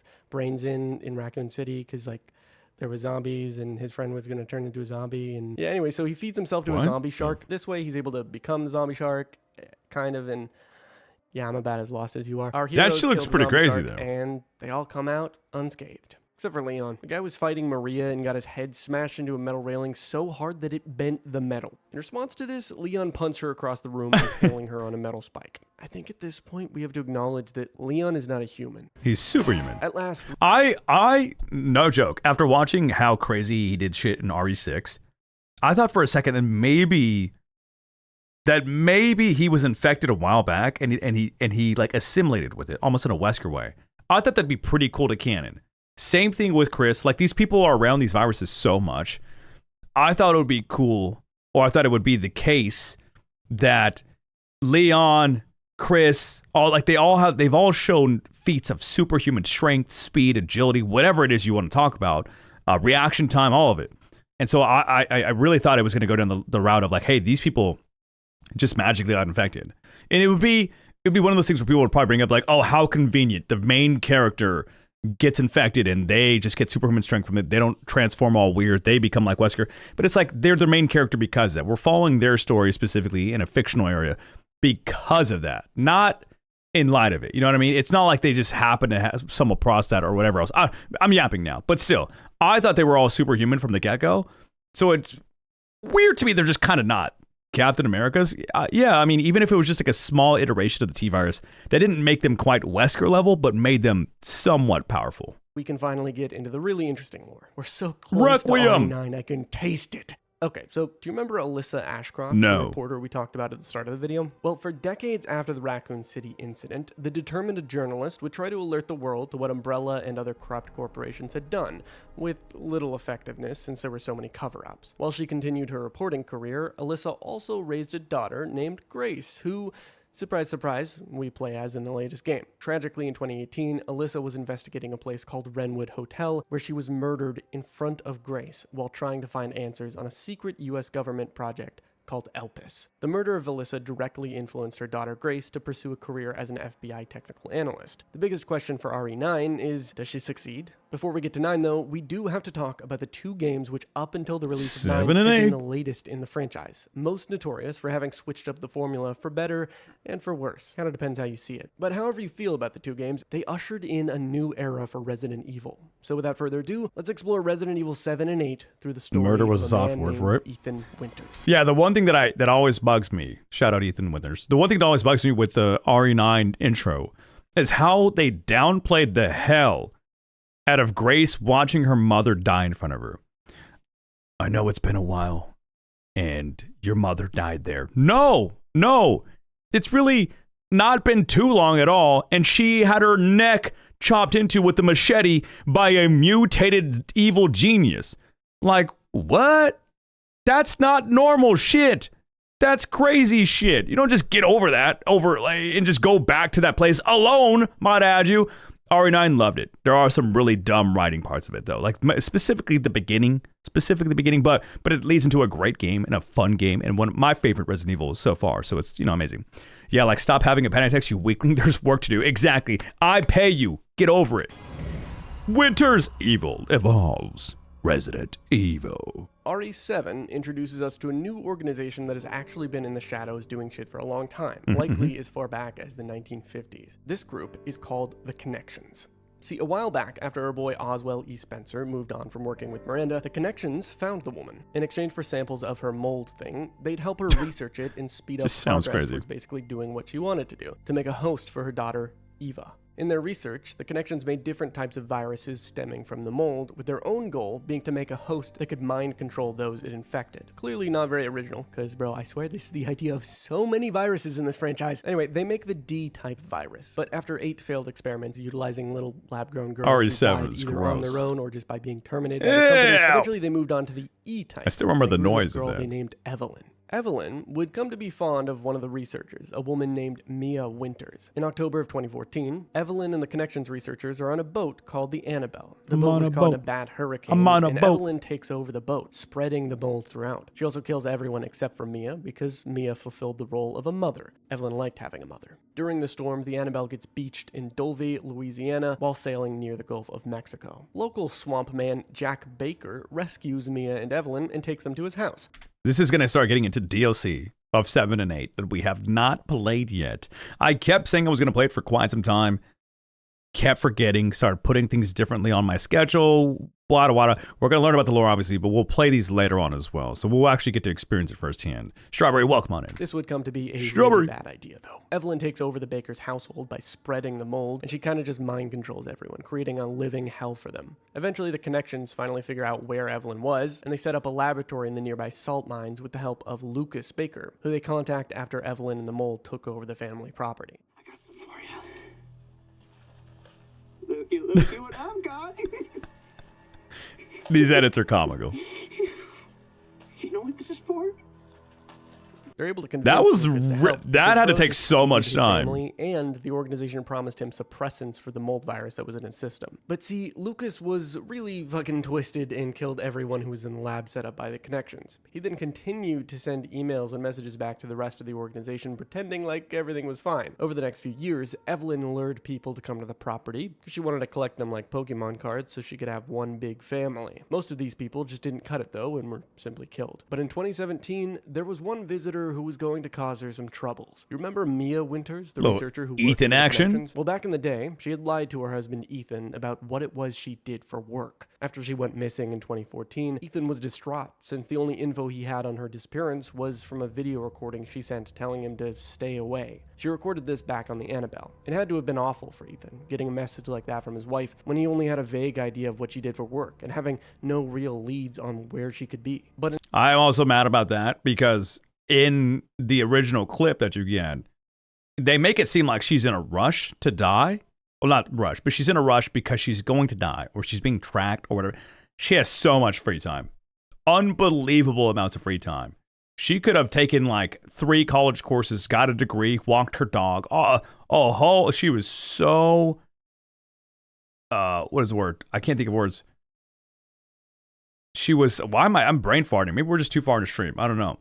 She could have told an entire story and 2 times over if she wanted to. In 2017, gave all the Ethan gets details. a call from Mia, who's being controlled by Evelyn at the time. In the call, she tells Ethan to come to the Baker family property. Ethan gets there, and long story short, he finds Mia. She switches between being Evelyn controlled and being herself. And then L-wife. Jack Baker shows up and stomps Ethan's head in. Ethan L dies. dad. The end.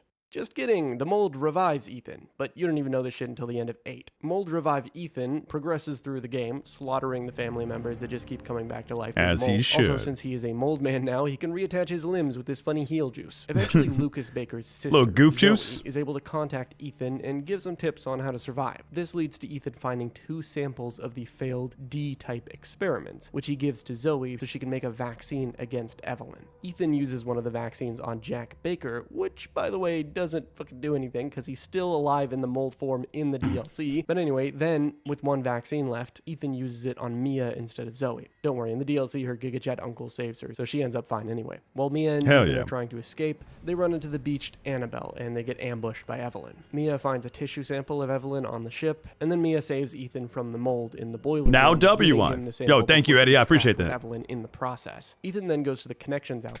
When he gets stomped out, he dies. Yeah. So he dies. They explain this in 8. Whenever you die again, and the reason that you're able to come back and all that stuff, and that's why when he keeps the same thing he's talking about here. He just explained it, but all the medical juice and whatnot heals all the stab wounds, all the crazy shit. He can survive that specifically because he dies like at the very beginning of 7, and then he's just mold. He just heals how mold would, and he can do all the superhuman shit and whatever else. He's just the GOAT. He was dead doing all this stuff. It's crazy. I think it's a fun story. RE7, RE8, I love, absolutely. Post in the salt mine to make a neurotoxin with the sample, which can kill Evelyn. Back at the Baker house, you find out that this old grandma that's been present in the game was Evelyn the whole time. Ethan stabs her with the thing. She goes big mode. Grandma. Ethan almost dies, but Chris Redfield shows up and tosses Ethan a mega cool bioweapon gun that one-shots her. In the end, Ethan and Mia make it out alive and What happens go if on you to miss have that? You just mildly die, I normal guess. lives.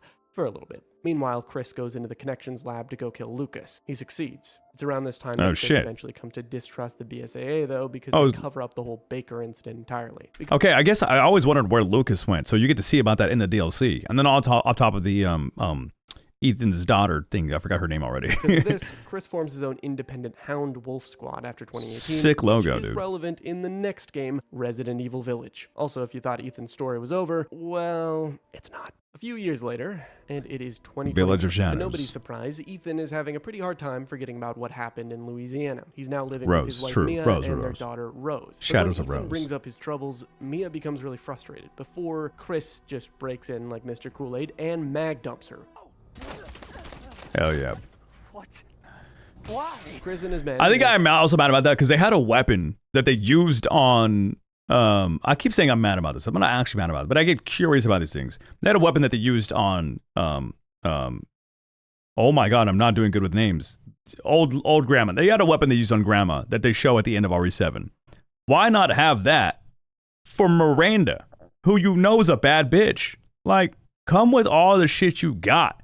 Go all out. Don't half-ass nothing. All right? Kidnapped Full Ethan and ass Rose, everything. referring them as important assets. Sometime later, Ethan ends up in a village after the van he was being transported in was attacked. See, the van was attacked by Mother Miranda, and this is the same village where she's been chilling for like a century. When Ethan wakes up, Rose is gone, and this is because your baby girl was Mother Miranda's primary target. At some point while heading through the village, Ethan meets a descendant of one of the 4 lords in the area, this guy named Heisenberg. Daddy Instead Heisenberg. of cooking meth, he bends metal. Heisenberg kidnaps Ethan and brings him to meet the other lords, including the person behind it all, Mother Miranda. Goat. It's here where Ethan is sent through the many domains of the different lords, collecting different parts of Rose, because this merchant duke guy told Ethan that if he wants his daughter back, he's gonna have to get all the pieces. They come in the form of these specimen sample bottles with a label on it corresponding to each piece. And yes, if this sounds really messed up, it is. Basically what Miranda did was, after capturing Rose, she took the little baby to a ritual site, crystallized her, and then chopped her newly crystallized baby into 4 pieces. She split up the pieces among her 4 lords, who she trusted to protect said fragments.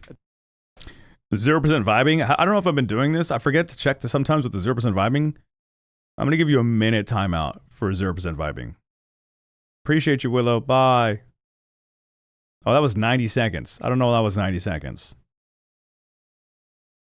Let me unban you because I didn't want that to be the case. It was too long. Oh, whatever. A minute's fine. That's a 1:30. Odd. It doesn't. So once I start sliding on the side here, it only says, like, I could show you guys too. The reason I'm not high as fuck. So once I start sliding here, it says delete and it goes by a few seconds and then it hits a minute, 2 minutes. I have to like barely hit it. It's kind of weird. You guys can barely see it as well. But it goes 1, 2, 3, 4, 5, whatever. This is how I usually ban people. And then if you drag it all the way, it permabans. So, oh, I can also grab it and go to the side. Oh, sweet. I used to do a thing where if you did 0% vibing, you would get timed out. That's how you do it. That's how I do it all the time. Why timeout? If they get 0% vibing, I usually put them in timeout. Or I used to. I just forget. I just do the bans. Yeah, but it's then I gotta type and shit versus me just grabbing their name real quick. That's how I accidentally permabanned that guy earlier. I was only trying to do like a minute. And I did like a long time. Oh, I think I was trying to do like 10 minutes actually. Because I'm sleeping and not vibing enough. Let me show you guys how it's done. That's what I thought. 65, close to my favorite number. 64. All right, we're going back. Sorry. Usually I time out for, I used to time out for 0% vibing though.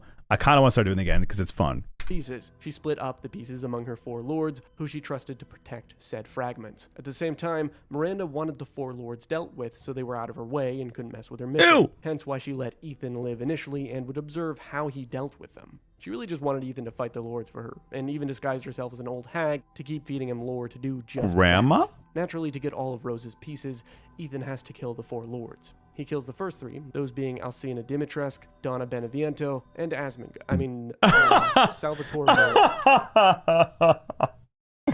That's fucking vile.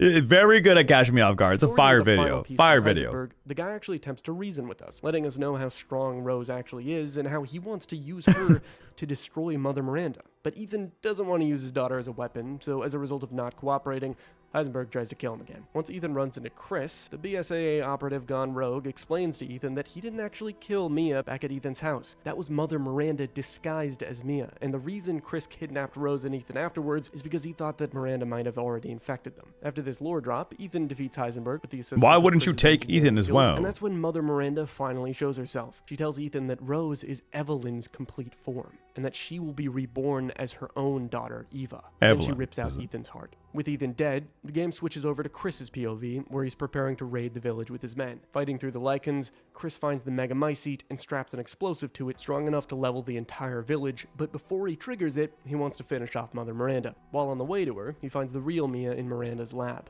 and they have a chat about what's been happening. Chris tells her that Ethan is unfortunately dead, but she responds, telling him that Ethan is probably fine because he's special. Turns out Mia knew about Ethan's mold revival thing, which is crazy because that means she let a mold revived man nut in her. We switch back over to Ethan. I thought the same thing immediately. She was just fucking a dead dude. And I don't know if that's also necrophilia, but it feels wrong. Ethan's POV and find he's experiencing some kind of dream sequence, speaking to Evelyn. She reveals the truth about how Ethan was murdered by Jack. You died that day. Despite all of this, Bitch. it doesn't faze Ethan nearly as much as he thinks. I'll dropkick He wants to that save child. His daughter in the end. In Waking up in the self-defense. Duke's carriage, Ethan requests to be taken directly to Mother Miranda so he can finally finish this.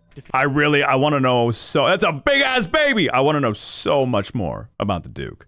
That guy is so interesting to me. There's so many questions I have. How he gets places, teleports, where his powers are from. Is he infected? Is he human? What? So much stuff. Feeding Mother Miranda, Big ol' and baby. taking his daughter back. Yeah. Ethan meets Chris one last time. Ethan takes Chris's detonator W and hands father. over his daughter, choosing to stay behind, sacrificing himself in the process. W Mia breaks father. down after hearing the terrible news from Chris, and they finally escape the village. If you thought the game ended there, well, you'd be mistaken, because after the credits, DLC! we see teenage Rose visiting Ethan's grave, where she seems to be getting followed and protected by some of Chris's men. And this is where the DLC comes in.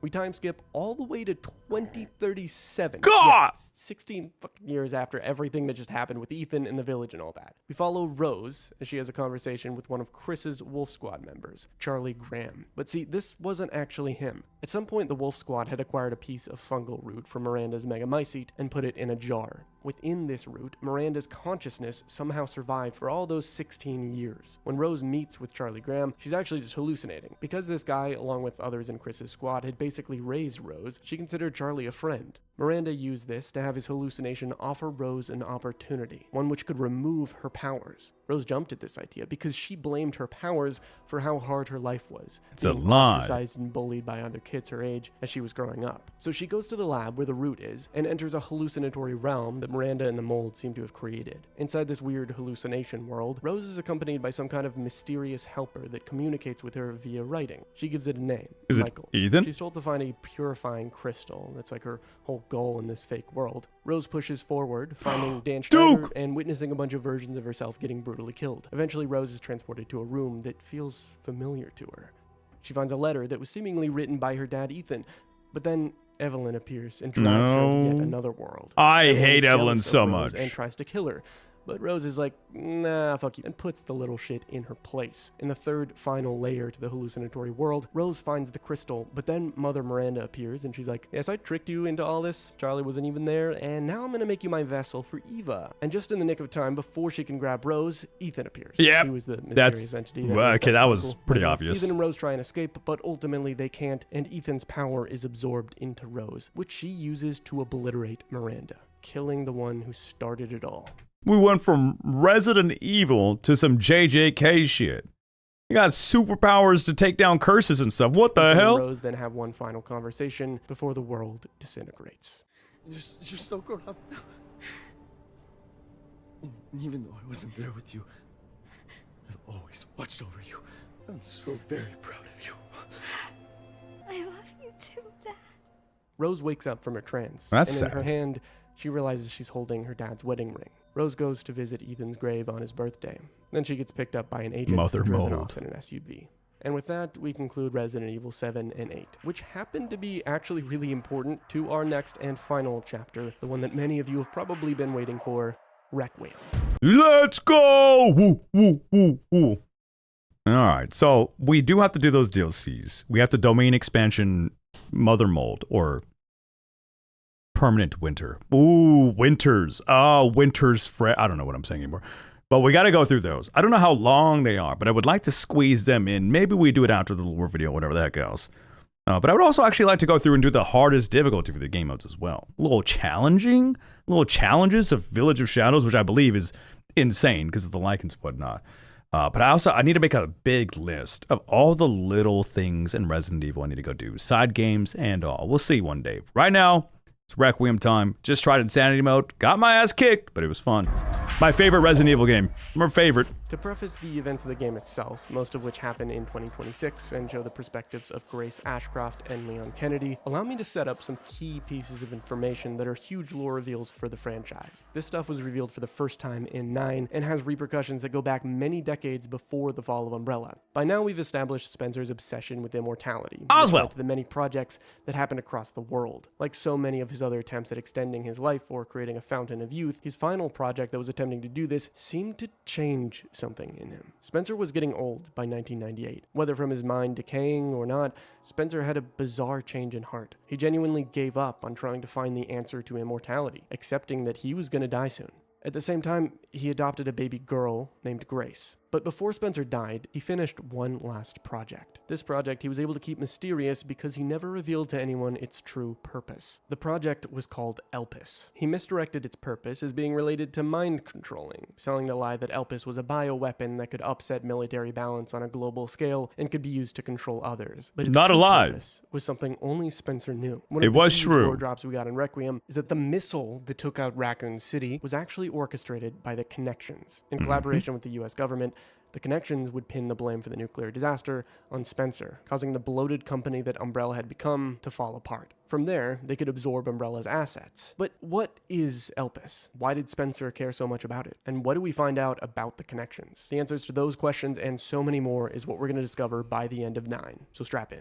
Enter Grace Ashcroft, an FBI analyst and adopted daughter of Alyssa Ashcroft, though I don't think she knows that she's adopted. It's October of 2026, and she's reading an article about how Raccoon City is having an extended lockdown. She looks all the way exactly to like her 2040. mom, Also, so- the U.S. is 100% confirmed to be trading with bioweapons along with other nations. This is going to be important later. Grace's boss grabs her, and he's like, yo, I need you to go to the Renwood Hotel where your mom fucking died in front of you. Grace is like, okay. So she goes to Renwood, a town right outside Raccoon City, by the way, and gets to the hotel where she finds some creepy shit, including a bunch of pictures of her. Then she finds this guy named Victor Gideon, who sounds suspiciously like Heath Ledger's Joker. It hasn't been easy. He's also fucking huge. He grabs Grace and He makes it is go taller easy. than Then shit. we get the introduction to our other player. I didn't really notice till he was next to Bro's Leon. looking old. He's 49 and hotter than he's ever been. After he moved agencies, Leon at this point works Important for to the lore. Division of Security Operations, or the DSO, run by the U.S. government, of course. Alongside Leon, we have returning character Sherry Birkin, who we last saw in RE6. Both her and Leon are revealed to be suffering from the effects of the T-virus, which might be confusing, so allow me to explain. Basically, 10% of the population was immune to the T-virus exposure that swept over Raccoon City back in the day. It just so happened that people like Leon, Sherry, and Jill were in that 10%, which is why they were able to get bit without actually turning into zombies themselves. Clearly, though, after decades following the exposure, some of their bodies were coming to feel the effects. Throughout Requiem, Leon's infection gets worse and is a driving force for you to push forward in the hopes that you can cure it and save his life. While Leon is driving through Renwood, investigating Victor Gideon, he happens to spot the guy casually carrying Grace Ashcroft over his shoulder on the sidewalk. Leon then gives chase. Victor slows him down by infecting people in the streets, but that doesn't stop our boy. He is so hot. Leon then finds out Victor probably took Grace to the Rhodes Hill Chronic Care Center that he purchased decades prior. Naturally, Leon heads there to investigate. Grace regains consciousness and finds she is upside down with a needle in her arm. Ugh. What a fun game. Oh. Made that. Oh, smart. Bro, she is so much smarter than I am. I would not have been able to figure that shit out. From She here, is Grace super leaves the smart. room and explores her surroundings. Oh my god. What the fuck? While Grace is getting chased by this horrifying monster, I think so. We talked about the Resident Evil movie coming out, and the perspective of that movie is supposed to be from somebody who is kind of in Grace's situation right now. Like, Grace might be an FBI agent, but for the most part, she's pretty normal. She's an analyst. She doesn't do all this crazy shit. She doesn't go out and witness the monstrosities of bioweapons like this. So I think my favorite part about Resident Evil 9, I actually am looking forward to the movie because I think even if it maybe didn't feel super Resident Evil to me, this part normally wouldn't either. But being able to experience it from both the badass side of Leon, who's dealt with this shit before, no big deal, one-liners dropped here and there and everywhere, and then swap it back to the Whiplash, and then Whiplash back to Grace, and then her experiences of being hunted like this. I think it was such a fun game. I think this is like the perfect formula for a Resident Evil game. I don't think they can do it at all times, but it is definitely so fun, and I love this perspective of the terrifying side of what these viruses really have. Leon shows up at the hospital and absolutely aurifarms everyone, waiting 3 business days while he stares at a zombie holding a chainsaw, which proceeds to obliterate this Just lady. lets her I don't fucking know why die. Leon let that happen. What the fuck? He fights through the hospital. Till He finds just Grace, lets her saving die. her from the freaky tall monster, which is known as the Girl. Then a gate falls The down Girl. and separates the two. Leon tosses his insanely OP gun, the Requiem, to Grace, and then he gets trapped with Victor, who proceeds to choke him out. Taller From than there, fuck. Grace has to fight her way through the hospital. Grace finds a little girl named Emily, who's blind, and together the two of them nearly escape the hospital in a helicopter, aided by this pilot named Harry, but the helicopter crashes and Harry gets impaled by a tree. Meanwhile, Gideon was feeling up Leon. You are gonna be my Discord kin, Leon. True. And Leon escapes, then finding Grace running away from zombies with Emily. He assists her with a sniper rifle, and the two finally manage to meet up at last. But something is wrong. Emily is bleeding out from an injury she got in the helicopter crash. After having to finish off the hulking girl monster thing, Grace returns to Emily, but finds the little girl is dead. She tries to do chest compressions on her, but it doesn't work. I'm sorry about your daughter. We'll give her 5 big booms. boom, boom, boom. Suddenly, Emily revives and becomes a ghoulish abomination. Leon has to put her down. Grace is so distraught by everything that she leaves Leon behind and is approached by Gideon and a new character, Zeno. It's about now that I explain 2 important facts about Victor Gideon. First, he refers to Spencer as his master. He wishes to follow in his master's footsteps and see his goals to the end. Second, Gideon and Zeno work for the Connections. Zeno's got Same so organization much we talked drip. about back in RE7 and 8. For whatever reason, the Connections really want to release Elpis, Spencer's final project that he didn't want anyone to have. Zeno and Gideon ask Grace to come with them to the ruins of Raccoon City, and considering how done she is with everything by now, she just kinda agrees. Leon himself pursues Elpis further, which leads him to Raccoon City as well. Sherry tells him over comms that there's nothing on Elpis in the CIA or Pentagon databases, which is very suspicious, and continues to tell us that the US government is evil. This is further confirmed by Sherry requesting higher clearance, but being promptly told to shut down her investigations entirely. Leon shows up at Raccoon City, and at first it looks completely abandoned and untouched, as if nobody had been here for decades. We quickly learn, though, that this couldn't be further from the truth. Leon finds evidence of the BSAA having set up bases of operation, Also even corrupt. dropping supply-carrying cargo containers in the area.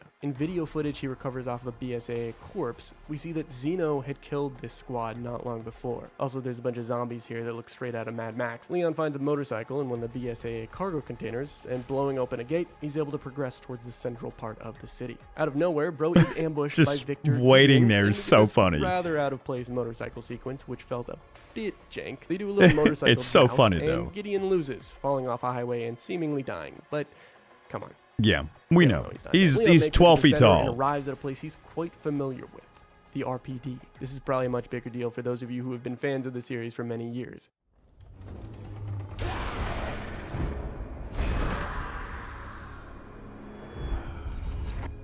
It's on you now. So young, dude. It's crazy. What a sick game. I think the game does the nostalgia, like, it does some nostalgia farming, not gonna lie. Pretty well, though. It's actually able to fit into the story without making it so like, hey, here's Raccoon City. Hey, here's the police department. Like, they tied it all very well. And I'm glad. I was a little scared when I realized we were going back, that they were just kind of like, you know, throw it in your face fan service type bullshit nostalgia, where it just doesn't have a place really, but it flowed very well. I didn't feel like it was super jarring with anything at all. But for me, I was just born, okay? This part is actually really sentimental. Leon has some flashbacks, and we see a message the cops wrote about how they need to give young Leon a warm welcome, as he was just transferring to the station as a new recruit when everything went to shit in the city. Leon finds Zeno and Grace in the RPD, but Zeno sends this, like, Mr. X clone after Leon. Fed up with all this shit, Leon kills Mr. X, heads down really deep into the underground, fights some More fuck-ass plants! and at last enters a facility Planacy! we've never seen up till now. Ark. Bro, I tried to leave Ark, but it won't let me forget. I should probably fill you in on what the hell this facility is all about. The Ark, which is referring to Noah's Ark, of course, was a facility Umbrella owned that was supposed to be totally hidden from both the public and any potential rival organizations. It was also the place where Spencer contained Elpis. He didn't want Elpis to get out, seemingly until he was ready. But as we know, his life was put to an end by Mr. Wesker before he could release Elpis. Leon's condition is getting even worse. Fighting through the Ark, he eventually clashes axes with this super soldier named Hunk, who's apparently a fan favorite that's been around since RE2. This guy was actually part of the squad who killed William Birkin back in the day, and as of now, he's been protecting Elpis. I don't think it's ever truly confirmed that it's Hunk, but I think if you just take all the pieces of the puzzle that they give you here, especially like the ode or the compliment that Leon gives Hunk, and then they kind of make it a big deal with the compliment thing as well, I think we can kind of infer that it's Hunk. But also, I don't think he actually dies as well. His body's gone if you go back out of the scenario. Like, you kill him or you drop him down, kill him. You go to your new objective, and if you want to come back later on, his body is gone. I think there's two ways they can go about this. One is that they can either confirm or deny whether or not the audience really wants this to be the case, whether they want it to be Hunk. If it's a pretty big backlash and like, that's a lame way for Hunk to die, Hunk wouldn't go out like that, blah, blah, blah, blah, blah. He's obviously infected over there. You can see his hand, so maybe he's a little bit slower as well. His hand's all fucked up. It's same thing that Leon has, whatever else, his glove is off. But if it's bad, then they can just kind of be like, oh, well, we never said it's Hunk. We just, just made it seem like it. Blah, blah, it's not actually him. And then if it's good, they can kind of run with it, or at least even make some other DLC with it. Either way, I don't think he's actually dead. There's some other things that they can build off of that as well. But he's been the biggest mystery of, like, I don't want to say the mainline characters, but it's some pretty big characters. To me, he reminds me of kind of like Itachi from Naruto, where he's got some pretty big parts in the story, but he's not really around a lot. Like, he's just aura farming badass motherfucker who's just good at what he does. But he's not really around as much as people would like to see him. I would like to have a little bit more involving Hunk going into the future. It'd be super cool to play some bonus or DLC involving him. Leon kills Hunk. Extra bonus. We already have some from RE2. Leon carries on into the central core area where Elpis lays dormant. Elpis! Zeno basically explains that the connections were desperate to get their hands on Elpis after infiltrating the facility, and their hunch was that Grace would somehow know the password needed in order to release Elpis. I will say, going into this, I was paying attention, but at the very moment when they come to release this stuff, I got the right answer. But I thought it was wrong. So it's kind of, I guess, backwards than most people. Most people assume destroying Elpis was the right thing. Releasing Elpis was the wrong. And I had it backwards. I thought releasing it was somehow the wrong. Wait, did I get that right? Yeah, everybody thought. No, I thought it was. Yeah, okay, yeah. I thought the same. I thought destroying it might have been right. Releasing it was wrong. But I chose what I thought would be the wrong option. And then after, eventually it clicked. Obviously, when the dialogue started flowing, it clicked that of course it was right. But in the moment, it's a panic moment, and they don't. A lot of people second guess themselves. I second guessed myself so hard here. I think a lot of people did. I thought destroy was the right call, but because I thought that, I chose the wrong, because I like to choose the wrong thing sometimes. Release or destroy Hope, just like Kratos. Yeah, Hope's a big forerunner of these plots we got here. Story of my life, it'd be that way sometimes. If the wrong password were to be entered, Elpis would be destroyed, hence why they were so obsessed with finding the password. Grace is like, I don't know the password, what the fuck? But Zeno doesn't believe her. Leon shows up and grabs Grace, and the two end up in a lower part of the facility where they have to split up and find more lore and shit. Also, random side note, while we're talking about the password stuff, because we knew that typing in anything wrong would fuck it up, the obvious answer is to type in the right answer. Like to not destroy it.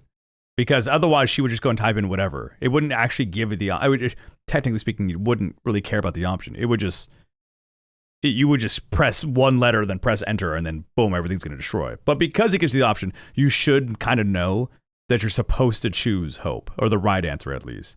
Not even joking though, the name of the thing is the Greek goddess of hope, remember? Yeah. It's all, like even Ouroboros, all the Greek stuff, Ouroboros, Elpis, like it all kind of ties into, or at least their names of a lot of these viruses. Grace finds a bunch of lore on a floppy disk that her mom Alyssa hid behind a painting way back when, and this thing reveals everything. Yep, reveals my stream. We find an interview Alyssa did with Spencer, where he basically explains this. What kind of legacy do you want to leave behind? My research opened. See, it's a lot of Greek unleashing disaster upon the world. Yeah, it's a lot of Greek references. And I am plagued by guilt. Wham wham. Happiness cannot be achieved at the expense of others. I only hope it serves as a requiem for those who have passed. He said the thing! After those huge lore drops, Grace sees Leon on the monitors, and he's not looking so good. So she rushes through a door, ending up in some weird Spencer room where we find his old wheelchair. And then Grace finally finds Leon again, who's basically minutes from death due to his infection. Grace and Leon make it back to the Elpis terminal, where Zeno's just kind of waiting for them. The Elpis computer then asks the question, what does the creator desire? It is here that Grace is presented with a choice. She can either destroy Elpis, like Leon asked her to do, or she can release it. This gives us the two endings to the game. If Grace decides to destroy Elpis, she types destruction in the prompt. Nothing happens. And what follows is pretty the much game exactly just what ends. she typed. It goes The to facility credits. collapses, and Leon sacrifices himself while Grace escapes.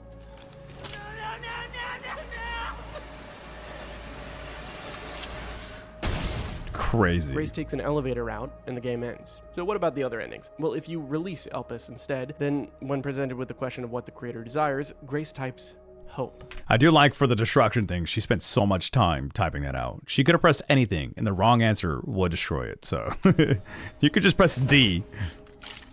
Elpis is opened up, and we finally get to see what it was all along. A cluster of vials is revealed, and Zeno grabs one, quickly injecting himself since he assumes it'll make him strong. But it doesn't. Instead, as the characters connect the dots in real time, the answer is made clear. Elpis is a vaccine. And it's not just any vaccine, it's a vaccine that destroys all viruses. Zeno realizes his mistake as his knockoff Wesker powers fade away. At that moment, a surviving Victor Gideon enters the room. Zeno is pissed at him, telling Gideon his master was a dumbass, to which Gideon responds by decapitating the man. It's at this point we can reveal what Victor Gideon actually is. Turns out, he's a tyrant, but not just any. Gideon is a nemesis, some kind of alternate version to the one in Resident Evil 3. Clearly one big difference being that Gideon actually speaks and communicates. He reasons at the very least. This also explains why Gideon calls Spencer his master, because Spencer literally made him. Gideon seems to think Elpis was genius, realizing its outcome and the anarchy that would follow. The tyrant then stabs Grace with his tentacle, and Grace quickly injects Leon with a vial of Elpis, way too long, dude. Heals his infection. Way too long to inject there. I keep talking over him, but fuck, that part pissed me off. I watched probably another 3 or 4 playthroughs. Every single person was freaking out at this part, yelling, Grace, what are you doing? Stab Leon with the cure. What she took so long, dude. It was insane. Gideon yoinks a vial and then activates some kind of destruction sequence as he wants to bring it all down. Most likely, it seems like Gideon misinterpreted Spencer's wish here, thinking Spencer made Elpis for him to have. With such leverage in Gideon's hands, he'd be unstoppable. With no viruses, governments around the world would flounder because of their reliance on bioweapons, and Gideon could be the arbiter of all of it. Because Leon and Grace are stuck down in this hole with Gideon, Bro decides he needs to kill them because they could potentially get in his way. This is where Leon and Gideon have their final showdown.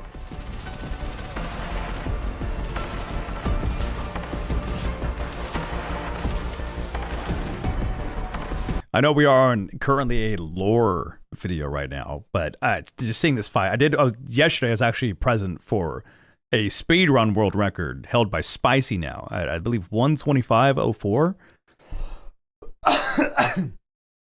Oh my god. Jesus, I need water, I guess. Maybe I just sitting here too long. Do I have any? There's nothing in any of these. Never mind. I got no water. I got a little bit of Red Bull. Hold on. Oh, yeah. Yeah. I believe it was 125.04 held by Spicy. So super cool to watch that happen. I did try some Re9 challenges with Insanity Mode not too long ago. I took a little bit of strategy stuff from Uttrance, High Distortion, and Spicy. And honestly, just the Resident Evil, I know we're doing the lore thing right now, but the entire community, whether it's speedrunning or challenges, these really cool YouTubers, I'll even post them right here if you guys have never seen some of the Resident Evil challenge stuff. I'm sure you guys have. They're way bigger channels than I am, but super fun people, super welcoming. Everybody's super nice. The entire challenge speedrunning community of Resident Evil is indeed very helpful. So if you guys are ever curious about that stuff, it's very easy to get involved. There's a lot of Discords and whatever else. But it was really cool to be there for that speed run. That boss fight was awesome. Watching him beat the previous world record by, I believe, about 13 seconds, even after a couple small, tiny mess ups at the end. It was truly a treat. Resident Evil is a very fun game to watch the speedruns. Lots of crazy strats you would never believe off of just a normal playthrough. And especially on Insanity mode, beating it in an hour and 25 minutes is wild. So shout out to those creators, Spicy, a Trance, who's specifically just Resident Evil stuff, and then High Distortion, who or I guess okay. Let me reword that. So shout out to those creators, Trance, who specifically does like Resident Evil challenges throughout like all the games and whatnot, and then Spicy and High Distortion, who have been doing Resident Evil Requiem stuff recently. They do a lot of wider variety games, but real shout out to you guys. Super fun stuff to watch, and honestly, just having amazing fun lore to pack it all in, or having amazing fun lore on top of all of that is just it just makes this franchise just so lovable. So that's some big brain shit. You said no. He did tell you to drink water 30 minutes ago. You said no. Always that's some big brain shit. How much time we have? We have 10 minutes left. I think we can lock in. What's up, Valpo? Welcome on in. I think we can lock in for 10 more minutes. We got this. We got this. That world record was so fun to watch. I got to type I was here for a really cool thing. I'm sure it's a YouTube video up right now, but I got to type it. I just got to type I was here. Yeah, it's fucking awesome.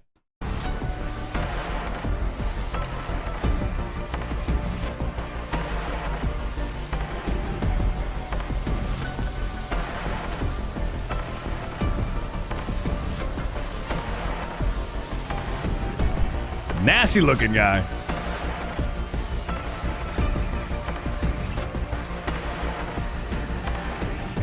Gideon A evolves. nemesis. You know, he's a nemesis. And Leon finishes him off. Nemesis.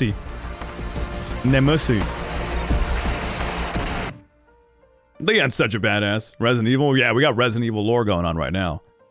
About 10 minutes left, just watching some Grace stuff. and Leon, It's sexy, realizing there's no way motherfucker. out, just kind of sit it out, expecting everything to end as the facility collapses. The lights go out. Nemesis. Damn! I told you there'd be more flashbangs. Yeah. Oh. Real quick, originally, when this part popped up during the game, they said Captain Renfield. And I thought to myself, oh, it must be Chris.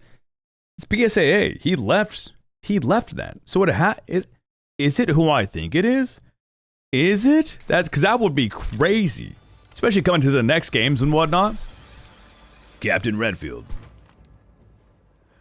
I know he hot in that jacket. Oh, it's Houndwolf. Wait, well, I thought it was BSAA. Oh, BSAA was out. It's not. Okay, I completely misunderstood. It is not BSAA. It is Houndwolf. Why did I think it was? Enter Yeah. Houndwolf Squad. So Leon and Grace survive. And guess who also survives? Emily.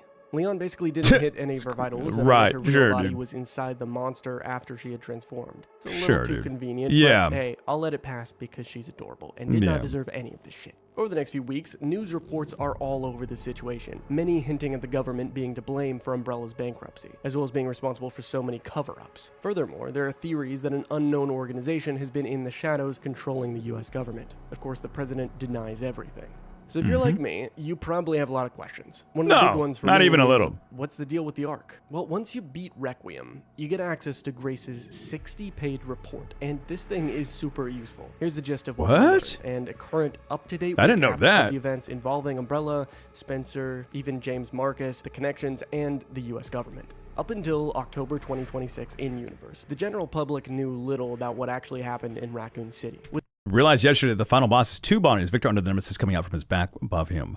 If you look at a lot of them, you'll see like usually the faces or their body parts or like their pre-existing bodies still attached to what their final creation is. Not for everybody. It's definitely not for everybody. Obviously the mutation reacts differently for them, but you'll see a lot of times they'll have like a face somewhere on their body or whatever. It's usually not the main focus of what they've got going on crazy transformation wise.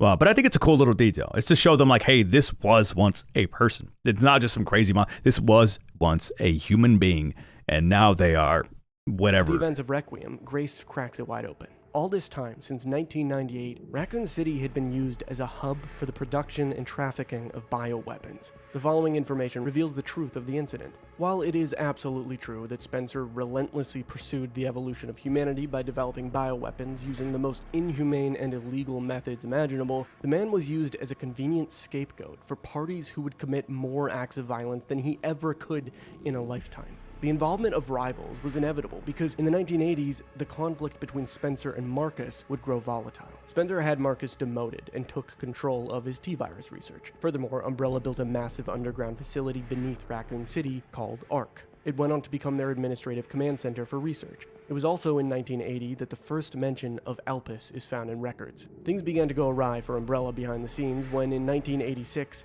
James Marcus received a $30 million donation from what we only know as F Foundation, which FBI sources proved was a puppet organization from the Connections. Speaking of which, in Grace's report, she clarifies the truth about the Connections. They're said to be a criminal organization that various government agencies have been sounding the alarm against for years. Evidence suggests the Connections sought involvement with Umbrella's central operations. More documents show their connection to James Marcus's protege, Brandon Bailey. Dude, that's crazy. We beat the game. I never went back to look through documents. There's a 60-page report, Squid. This is fucking insane. I had no idea. I just passed over that. This is also why we watch these videos, because there's little lore, things like that I would have missed. But 60 pages is a lot to just toss. It's implied that since Marcus was killed in 1988 at Spencer's order, Brandon Bailey then took over his role as the mole within Umbrella to keep feeding the Connections the information that they wanted. By the 1990s, Umbrella was growing far too large to control. Spencer, in his age, just couldn't keep up. Even if I wouldn't doubt it's on the menu, but I completely missed it, so. If he wasn't old, I mean, how could he? The organization was just huge. This resulted in poor management and disasters happening at various Umbrella-owned facilities around the world. As Umbrella agents also infiltrated the US government, this further meant a loss of control for Spencer. Even with everything going to shit, though, Spencer finished his work at ARC, his work on Elpis. In a confiscated message Spencer had sent during this period, he said the following: Tricell, HCF, the family, and Umbrella. Elpis shall bring it all to an end. He literally took the true purpose of W. Elpis Oswell. and it was assumed, based on what little he had said about it, that Elpis was a massively powerful, unprecedented bioweapon. Of course, anyone who thought this couldn't be further from the truth.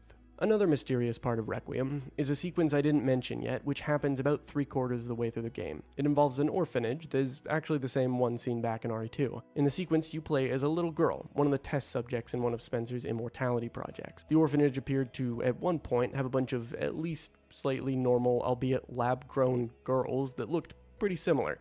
But, well, during the sequence, something seems to have gone horribly wrong. Creepy, undead girls, prior orphans who had seemingly died and then come back to life, popping out of their coffins, take over the orphanage, and they kill the adults, taunting you, the only seemingly normal little girl, along the way. Weirdly, this whole thing doesn't seem super connected to Grace, though, because based on the year the sequence happens, Grace couldn't have even been born by then.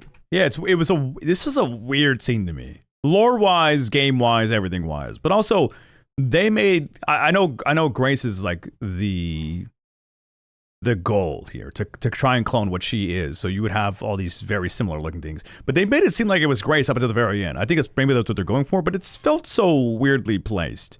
Also just a very slow and annoying area to be in. Based on Grace's report, though, and documentation, it was in the 1990s, after Spencer finished Elpis, that he ceased involvement in the orphanage project. In the late 90s, William Birkin took over the orphanage research, and in 98, the researcher turned against Spencer, leading, of course, to yet another leak of the T-virus during that year. By the time Raccoon City was overrun, the government claimed to launch the missile to stop the infection. But that's not why they did it. Behind the scenes, it was discovered that the Connections took many steps to separate the government from Umbrella. They went one step further by pressuring the government to missile strike the city. The Connections wanted to acquire Umbrella's assets, and the asset they were most insistent on getting?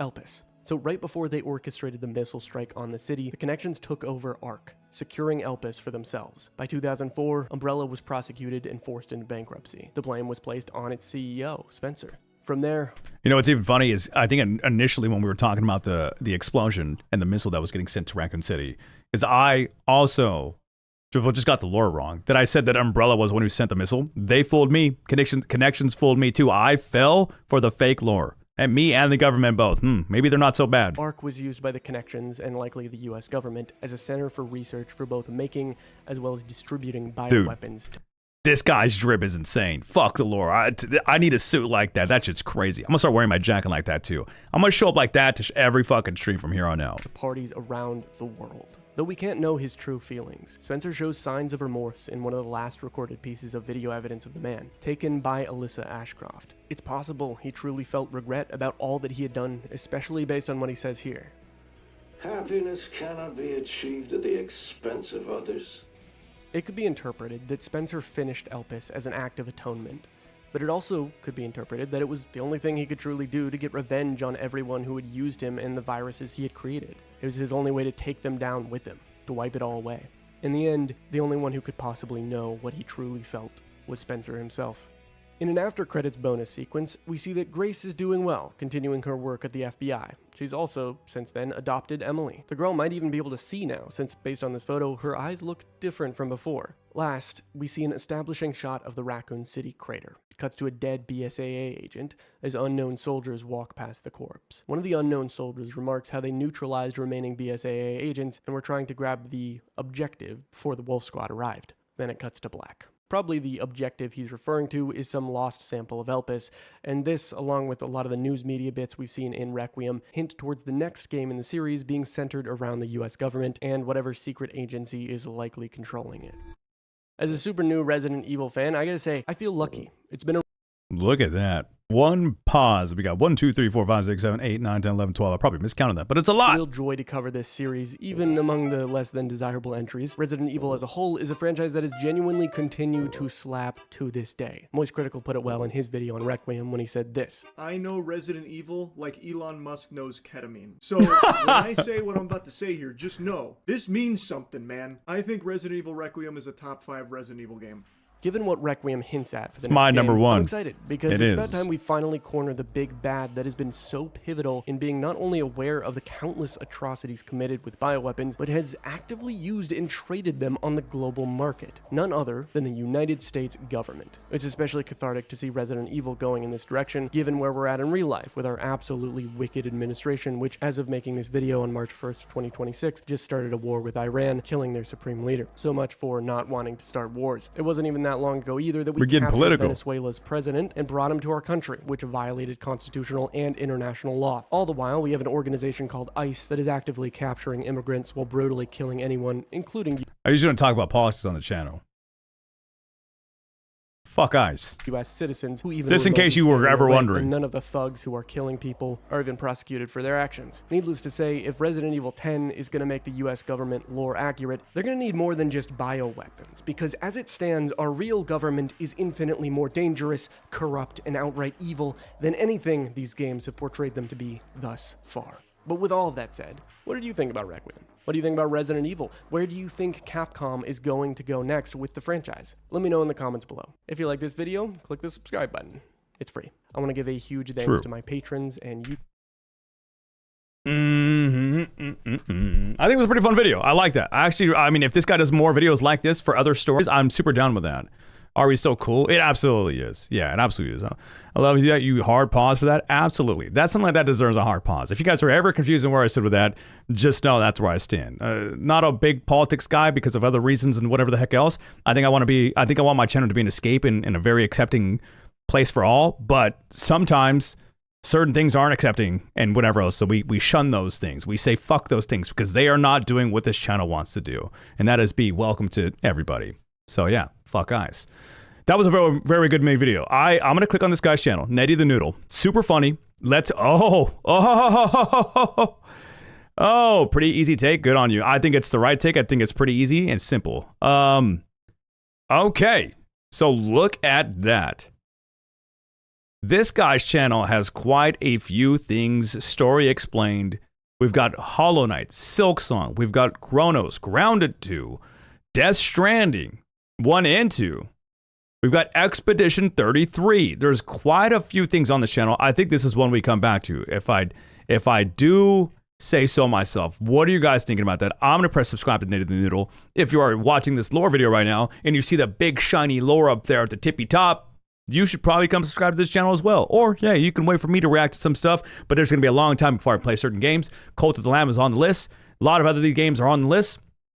We'll get there when we get there. The lore of Berglund Gnomes is sickening. What? This channel seems like it's going to be a fun time. It's going to be a fun time. All right, let's do some stuff real quick. Chat, we're going to go back, do an outro real quick. I didn't go back. When I think of Resident... Shut up. Where's Capcom? We're going to find a decent Resident Evil 10. We'll find a decent little doohickey. We got to find a picture of Leon, right? That's the way. I want to watch that. I'm about to do that. The Burglar Gnomes one? I'm down to watch the Burglar Gnomes. Seems fun. Also, hi, hello. Oh, hey. Hello, hi. Hope you've been well. Darkness, how you doing? I've been great.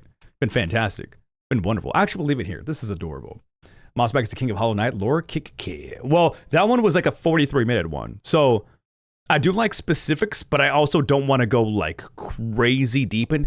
Pretty much what we did, I think, with Minecraft was we watched a generalized lore for there was specifics, but generalized lore for all the details because it can go so far deep into things. And then from there, I can pick and choose things I would want to learn more about. Specifically, like Enderman, very interesting to me. Couple, I can't even, off the top of my head, I can't think of those stuff. But I like to go from there. And then, like, for instance, this is a very generalized lore. There were a lot of specifics, but it's a very generalized story told lore that doesn't specifically go into depth about characters. I would love to watch some lore about Wesker or other things like that. But in the meantime, at least we got the entirety of the story. Hello, darkness, my old friend. The cards curse policies, you can ignore the policy. Exactly, something like that. Okay, we are going to do an outro, and I'm totally not going to fuck this up. I mean, there's a whole lot to talk about, but I think for the most part, we talked about it as we went on. So we'll get to it. I'm going to start yapping. You guys know how this goes. So obviously we have the story of RE9 leading into what RE10 is supposed to be. That end cutscene got me pretty hyped. I loved RE9, everything that they did with the franchise, the direction that they've been going since 7, 8, and 9 to kind of tone things down a little bit, still keep it about bioweapons, still keep it about ethical or unethical experimentation of the human body on, well, people who might deserve it and people who don't deserve it, mostly innocent people and all the chaos that comes from that. I love our main characters. I love the newer characters they've introduced. There's a whole lot to this to try and keep track of. There are so many names, and I've probably forgot majority of them as is. But at the very least, we learned a lot with this lore. We got a lot of help from the chat. We got a lot of help from our good friend here, Nettie the Noodle. We got a lot of... Wait for that to go away. Go away. We got a lot of help from our good friend Nettie the Noodle, who I'm now subscribed to, and I think you guys should check out his channel as well for other videos that you'd want to see, because there's a whole lot of fun lore that I really love the pacing of this video and everything that it had to do. It was a great time. It was a lot of good humor, and genuinely just seems like a great YouTuber. So shout out to the members of the community, and the chat is up above as well. The extra support you guys provide means so... we messed that up. Okay. But that is officially it for our Resident Evil timeline lore explained. Shout out to the members of the community and the chatters up above. The extra support you guys provide means oh so very much to me. Thank you all for watching, and I hope to see you in the next one. Peace. I'm butchering these. What's up, Desi? Welcome. I'm butchering the fuck out of these, but they're pissing me off. I need to get it right. I'm gonna do this one more time, and I'm gonna. It's all practice. I'm just so annoyed at myself for doing it wrong. Not technically. What I feel like is wrong for like a year and a half, and then trying to change it up. I've done the same intro and outro for a year and a half, and I change it now and I can't get it. Lock in, quit being dumb. It's literally just that last part. So say goodbye to YouTube for me, guys. Please, I would appreciate that. But that is officially it for our time here with our Resident Evil lore of the entire timeline, and it was a fun one. Shout out to the members of the community and the chatters up above. The extra support you guys provide means oh so very much to me. Thank you all for watching. Hope to see you in the next one. Peace. Okay. Cool. We got it. That was all. I just needed to slow it down a little bit and not be so dumb, huh? Hey, sweet. Just slow it down, not be an idiot. Fuck yeah. Look how adorable. Look how, I can't, my fingers can't go. Mrs. Ashcroft, I need, far. I can't go this far. Just imagine it pointing over there. You did great. Oh, shucks. All right, chat. You guys want to have me out of the raid? It's officially that time. I'm surprised you guys all stuck around with me. Who are we raiding is a question. We got that video freaking done and taken care of, and it was, didn't mean to click on Flash. We could raid my buddy Flash. He's only got 2,000 viewers. Not bald man, no. Yeah, my buddy's only got 2,000 viewers, so we should maybe we raid him, give him some extra views. Not bald man, true. Just Garrett, Snacks again. Avi's playing Minecraft. Valor, we could raid Josh again. We haven't raided Josh in a bit. We haven't raided Josh in a bit. Flash Force, actually, I'm gonna see something. He's our Phasmophobia professional. This dude's insane at the game. He's insane at the game. He's also 2020. Following since May 2020. Can I ask an odd question before? Yeah, you can ask me an odd question, and I will answer with an odd answer. Thoughts? Thoughts on that?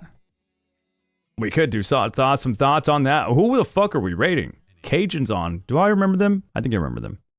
Is that mean to say? In a nice, crispy chicken wing. Garrett's back. Guess who's back? Back again. The last letter. Stacks is playing shit. What is he? Why does he have 9 viewers? He just started. That's why. Yo, what's up, Sazi? Fuck. What if we just find a random Resident Evil person? I don't want to do that work. It's been a long stream. It's a 5.5 hour stream. I do not want to put in the work to do that. I'm clicking on a name. Look at just went live. True. But he plays non-story games. He plays he's playing Marathon. Fuck. We're gonna do this. We're gonna raid Josh One because I love that guy. Wait, he just go offline? Do you have photos that clearly show your tattoos? When I was doodling, I was in a rush, and so it didn't have a clean shot of them. I thought I pinned some in the art channel for people to see, but if not, I will. It's not an odd question. I will. Where'd he go? He was lagging.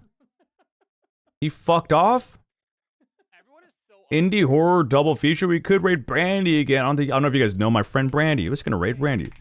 Probably resetting. Yeah. Let's raid my friend Slay with Brandy because she slays and she's Brandy. She slays and she's Brandy and she's cool and I've known her actually.